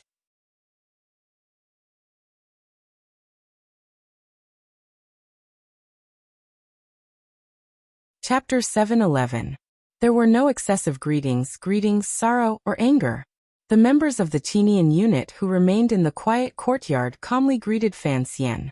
Then, in the shortest amount of time possible, they reported the internal situation of the Overwatch Council they knew. During these 7 days, a large portion of the Bureau of Military Affairs stationed outside the Overwatch Council had been withdrawn. Under the strong pressure of the Palace Edict and Yan Bingyun's cooperation, the cleansing and changing of blood within the Overwatch Council was carried out quickly and effectively. This information was sensitive and important. However, the members of the Qinian unit in this courtyard were all capable officials in the Overwatch Council. During these 7 days, they had purposely asked around on behalf of Fan Xian, who was under house arrest in the manor. They had managed to obtain a great deal of information. Fan Xian listened silently and nodded slightly. After Chen Pingping died and his position as director was removed, the emperor's change of blood and filling of water in the Overwatch Council was all within expectations. With Yan Bingyun's help, in addition to the emperor's might, the Overwatch Council was like a group of dragons without a head. No one could forcefully reverse this trend. Although Yan Bingyun doesn't know about this council, He has often been at your side these years. We are somewhat worried. A member of the Qinian unit looked at Fan Xian and said. We need to choose a new meeting point in Jingdo.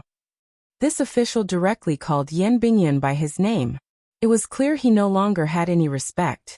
Although Yan Bingyun had never joined the Qinian unit, as Fan Xian's right-hand man and a high-ranking official of the Overwatch Council, he had always been respected by the Qinian unit. However, the things Yan Bingyun had done in the Overwatch Council these days made all of the Overwatch Council officials feel hatred toward him.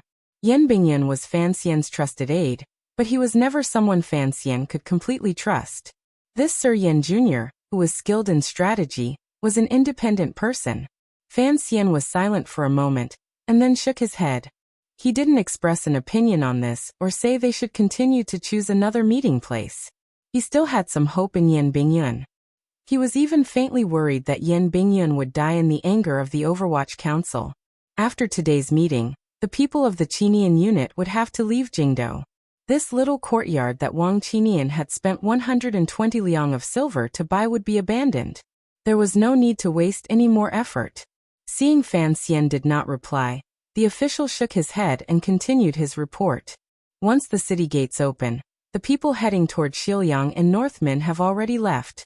Presumably, Sir Deng and Sir Su will receive the news at the first instant. Do not worry. This was what Fan Xian was most worried about when he was under house arrest. Deng Ziyu and Su Wenmao were his two most trusted subordinates after Wang Qinian, so he had given them the most important duties. One was in northern Qi and then Xilyang. The other was in Jiangnan to keep an eye on the palace treasury. If these two people were eliminated by the emperor, Fan Xian would probably regret it for the rest of his life. Although he didn't know if the emperor would have the leisure to set up an assassination beforehand, since the news had been sent out, Fan Xian felt slightly more at ease. He glanced at the members of the Qinian unit beside him in the courtyard. The corners of his lips twitched into a warm smile. He had been under house arrest in the manor for 7 days. His subordinates had also been busy for 7 days. Other than investigating information, they had finally thought of all the ways to enter the Fan Manor. It had to be said that these subordinates were the most effective group of people in the Overwatch Council. The name of the Qinian unit was taken from Wang Qinian. From the 4th year of the Qin calendar, until Wang Qinian disappeared in the autumn of the 7th year of the Qin calendar, all of the members were chosen by Wang Qinian. These members were originally unremarkable civil servants outside of the Overwatch Council, or lower-level officials who were not valued. However, they just happened to be in line with Fan Xian's liking and Wang Qinian's temper. Once these officials were gathered under Fan Xian's command, they suddenly recovered their initial powerful execution abilities and regained their luster. They became a secretive yet famous group within the Overwatch Council, a group that directly belonged to Fan Xian. For example, these days, the members of the Qinian unit's responses were very much in line with Fan Xian's style. Once they knew things were not going well, they would immediately retreat into the darkness. Under the precondition of protecting their own lives, they did not impulsively do anything. Instead, they carefully investigated the reactions and intelligence of all sides. They then found suitable methods to hand to Fan Xian to decide. It had to be said that it was a kind of good fortune for Fan Xian to have such loyal but not arrogant, capable but not blind subordinates. His gaze swept across the faces of the people in the council. His heart jumped.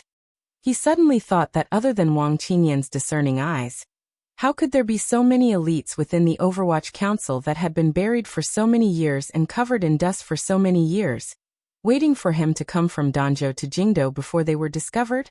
Did Wang Qinian really have such a sharp eye?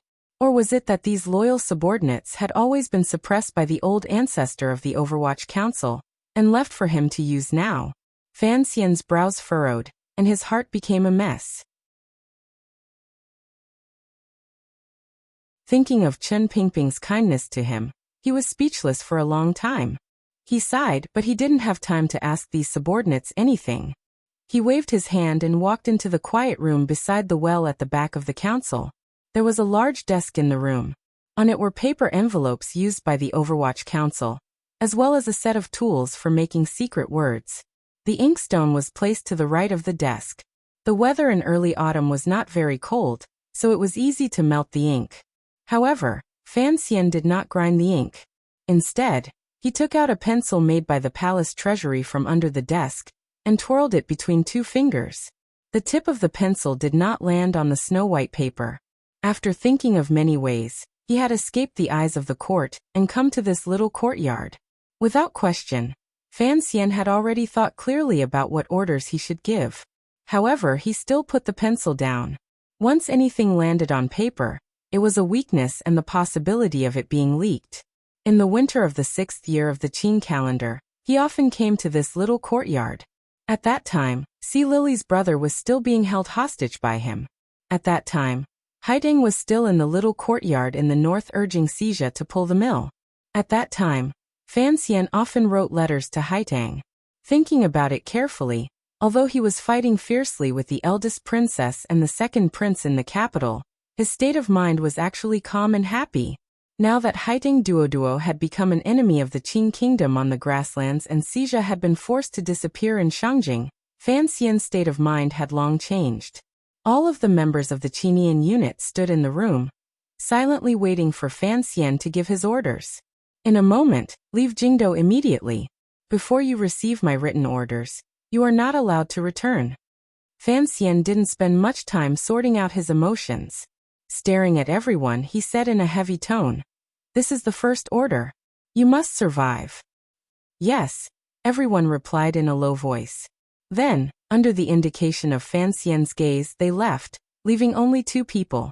The Qinian unit had been under Wang Qinian's control for the first 3 years. Later, it was handed over to Deng Ziyu. After Deng Ziyu went to northern Qi, Fan Xian personally managed it. Mu Feng was only responsible for personal matters. There were not many people in the unit. Many had died in the turmoil these years. Presently, some of them were with Deng Ziyu in Xiliang, some were with Su Wenmao in Jiangnan and Northmin, and a large portion had been left behind by Fan Xian and Dongyi.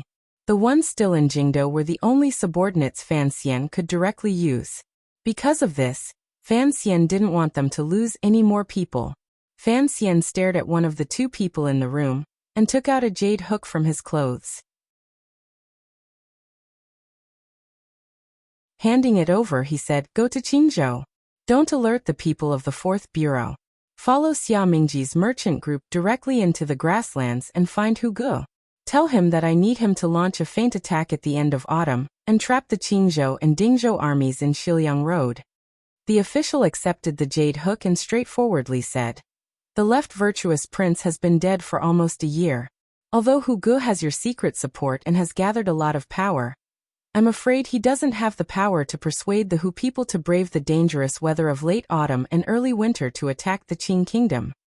Everyone knew that it was not easy for Fan Xian to come out, so these subordinates did not hide their opinions. Instead, they did their best to express their intentions as quickly and completely as possible. "It is just a feint attack. Besides, he wants revenge. If he can exhaust the strength of the court and the right virtuous prince, he will certainly be willing," Fan Xian said. "As for the problem of not having enough power, tell him that I will arrange for the people of the court to stand on his side. But presumably, the news from Jingdo will also reach the grasslands. Once Hu Ge knows that you have lost power, will he tear up the original agreement in Dingzhou?" The official who accepted the jade hook still fully expressed his opinion. Fan Xian did not show a trace of impatience and said, "Hu Ge is a smart person. He will have to place his bet on me." He glanced at the jade hook in the official's hand and shook his head. If he wants the owner of the jade hook to live. The jade hook was a childhood accessory of the last princess of the Hu tribe on the grasslands, Ma Sisuo. When Fan Xian had met Hu Ge in Dingzhou, she had given it to him. The token this time was the second one. Although Ma Suasua had been placed in the great prince's manor, her identity still belonged to Baoyue brothel. No matter how much power Fan Xian had lost, it would not be difficult for him to deal with this weak woman. The official thought for a moment and felt that the director's orders had not missed anything. He put the jade hook into his clothes, left the study, and left the little courtyard. As for how this member of the Qinian unit would escape Jingdo, cross Qingzhou, enter the grasslands, and make contact with Hu Ge. That was his problem. Fan Xian trusted in the abilities of these subordinates. Go to Dingzhou, enter the general's manor, and find the heir Hongcheng. Fan Xian's clothes were like a treasure chest. He took out another piece of paper. The writing on the paper was faintly a poem. This is a token. Jingdou is in turmoil, and I have been chased out of the Overwatch Council. He must have received the news early. He probably won't believe the token of the Overwatch Council and the token of the Qinian unit. Show him this piece of paper, and he will know you are one of my people. This piece of paper was torn from a book. The book was a collection of poems from the previous dynasty. This was a gift the second prince had given to Fan Xian through Hongqing many years ago when Fan Xian was spending the winter in the Tsang Mountains. Many people had probably long forgotten, but Fan Xian knew Hongqing would not. Tell Hongqing everything I said earlier about Hu Ge and the news that the Hu people will invade at the beginning of winter. Have him prepare and try to fight as hard as possible. Fan Xian furrowed his brows slightly. Yes, he should be able to understand my intentions now. I just want to find a way for him not to be summoned back to Jingdou. He should know what to do. I just want to remind him that the two sides need to cooperate well. I am giving him this seemingly hard-to-chew bone, but it is actually a delicious piece of fatty meat. Don't let the Hu people take advantage of it. Yes, sir. The official accepted the order and left. People came out and people came in. Fan Xian methodically used the members of the Qinian unit to convey his will to the powers under heaven that he cared about and could influence. Go to Dongyi and find Mu Feng'er first. Tell him my intentions. The rebellion in the Liang kingdom can be used a little. Keep that fire about the same size. Don't burn too fiercely and don't extinguish it too quickly. After this is done, go see 13th Wang and tell him I am waiting for him in Jingdou. Fan Xian sat behind the desk and furrowed his brows slightly. Inciting internal strife in Dongyi could drag the great royal brother there. However, it would be unfair to 13th Wang, so he could only hide it from him for now.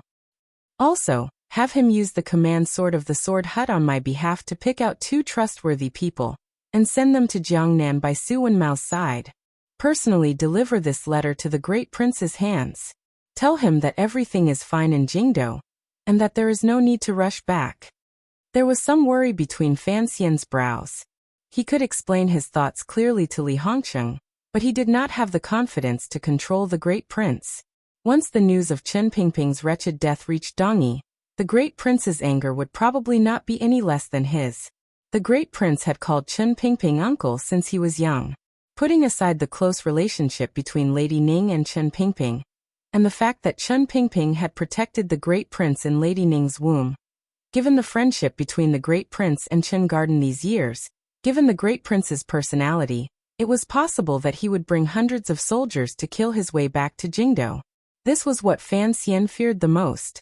Before he launched his 1,000 li surprise attack back to the capital, the only order he had given was for Mu Feng'er and the others to return to Dongyi and tell the great prince not to return to the capital. How could Mu Feng'er alone stop the great prince's anger? Fan Xian had no choice but to personally write a letter. With sincere words, he begged his fiery big brother, who had inherited his mother's legacy, to barely control his urge to question the emperor and his desire to avenge Chen Pingping and stay obediently in Dongyi.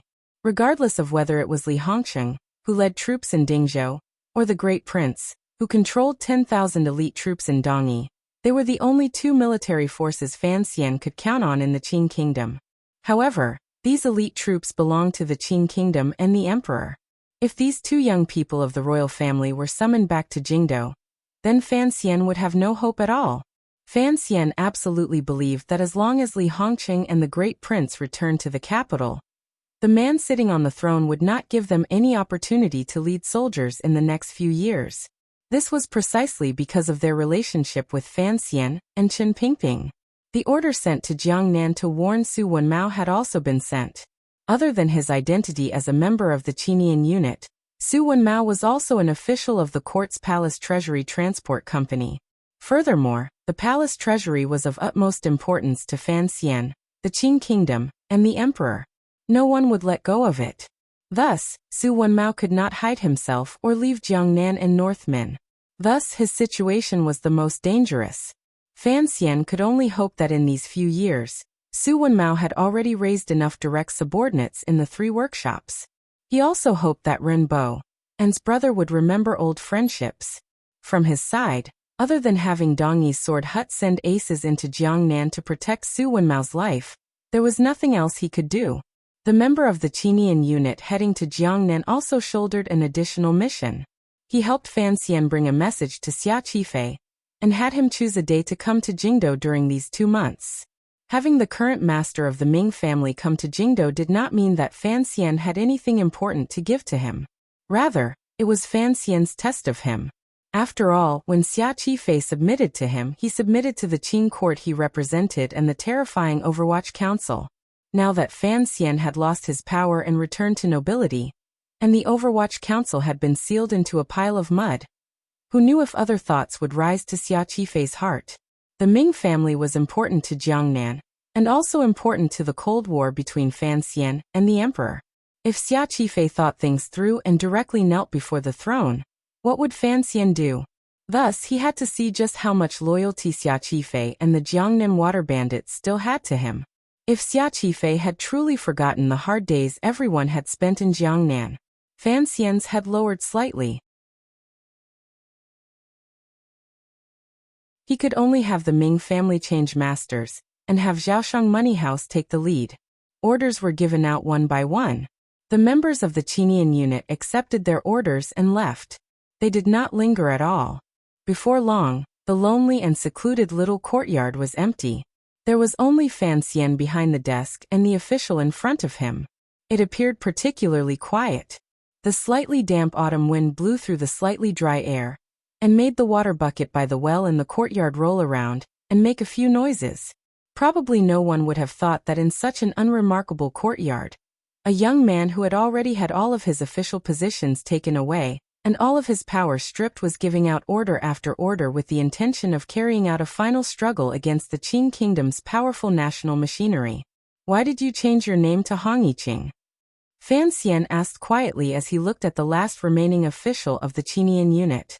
He used his finger to gently stroke the little knife he had just taken out from his clothes.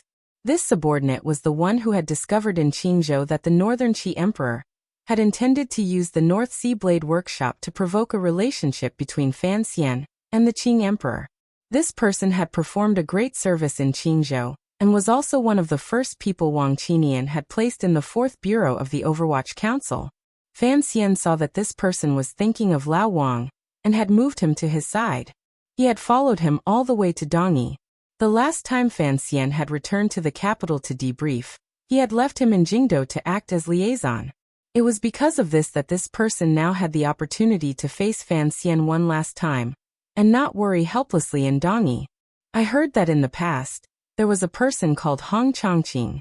He was valiant and righteous and deeply appreciated by you. In the end, he died in the battle to quell a rebellion in Danzhou. You often think about him.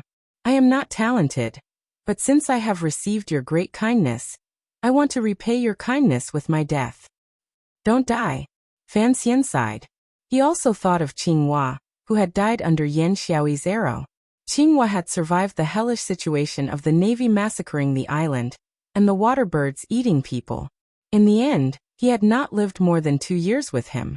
He handed the knife to Hong Yiqing, stared into his eyes, and said word by word, "In the end, I kept you here because I have something important to tell you. You have to listen clearly, don't miss a single word." "Yes, sir." Hong Yiqing felt a glimmer of nervousness. "I've already sent 2 people to Shiliang Road, but Deng Ziyu is still out in the open. The imperial court will definitely take him in. Even if he can escape, I need someone to continue the task of the people I've arranged there." "You've stayed in Qingzhou for a long time and are familiar with Shiliang Road. I'll leave this to you." Hong Yiqing was slightly startled. His throat was a little dry, and his face was slightly hot. He had not thought that the director would give him such an important task as the manager of Shiliang Road. "Most importantly, you also have to enter the grasslands, find the king's tent, and find a woman called Songji Xianling." Fan Xian's eyes narrowed. Looking at him, he said each word clearly. Tell her not to worry about Ku He or Dodo. Worry about me first. Have her cooperate with Hu Gu and convince the chief. Hong Yiqing didn't know that Fan Xian had already arranged certain matters on the grasslands. He didn't understand, but he calmly agreed. I chose you because Songji Xianling has seen you before, Fan Xian said calmly with his head lowered. Give this little knife to her. Then, have her leave the grasslands and come to Jingdo to see me. What if she doesn't leave? Hong Yiqing unconsciously asked. Fan Xian raised his head. After a moment of silence, he said, just say that I am going to die. It's up to her whether she wants to come or not. These words were said very helplessly and shamelessly. Hong Yiqing looked at Fan Xian in a daze. He couldn't understand why the seemingly omnipotent director would say such emotional words. He also couldn't understand what kind of person Songji Xianling was for him to think so highly of her. The moment he accepted the knife, Fan Xian's fingers suddenly froze. He stood up from behind the desk. Hong Yiqing only noticed the strangeness a moment later. His face was slightly pale. He pulled out the poison dagger from his boots and quietly walked behind the door of the room. There was a strange movement outside the door. In this secluded little courtyard that no outsider knew about, someone had suddenly come. I'm back. My mind is clear. My mood is very good, very high, very powerful. You're tuning in to the Li Mei's Wuxia Whispers YouTube channel. We're so grateful for your support, and don't forget to subscribe to join us on this incredible journey through captivating stories. Your generosity through donations truly makes a world of difference, as it's the primary source of revenue that allows me to expand and enhance this channel for you. Thank you from the bottom of my heart for being a part of this adventure.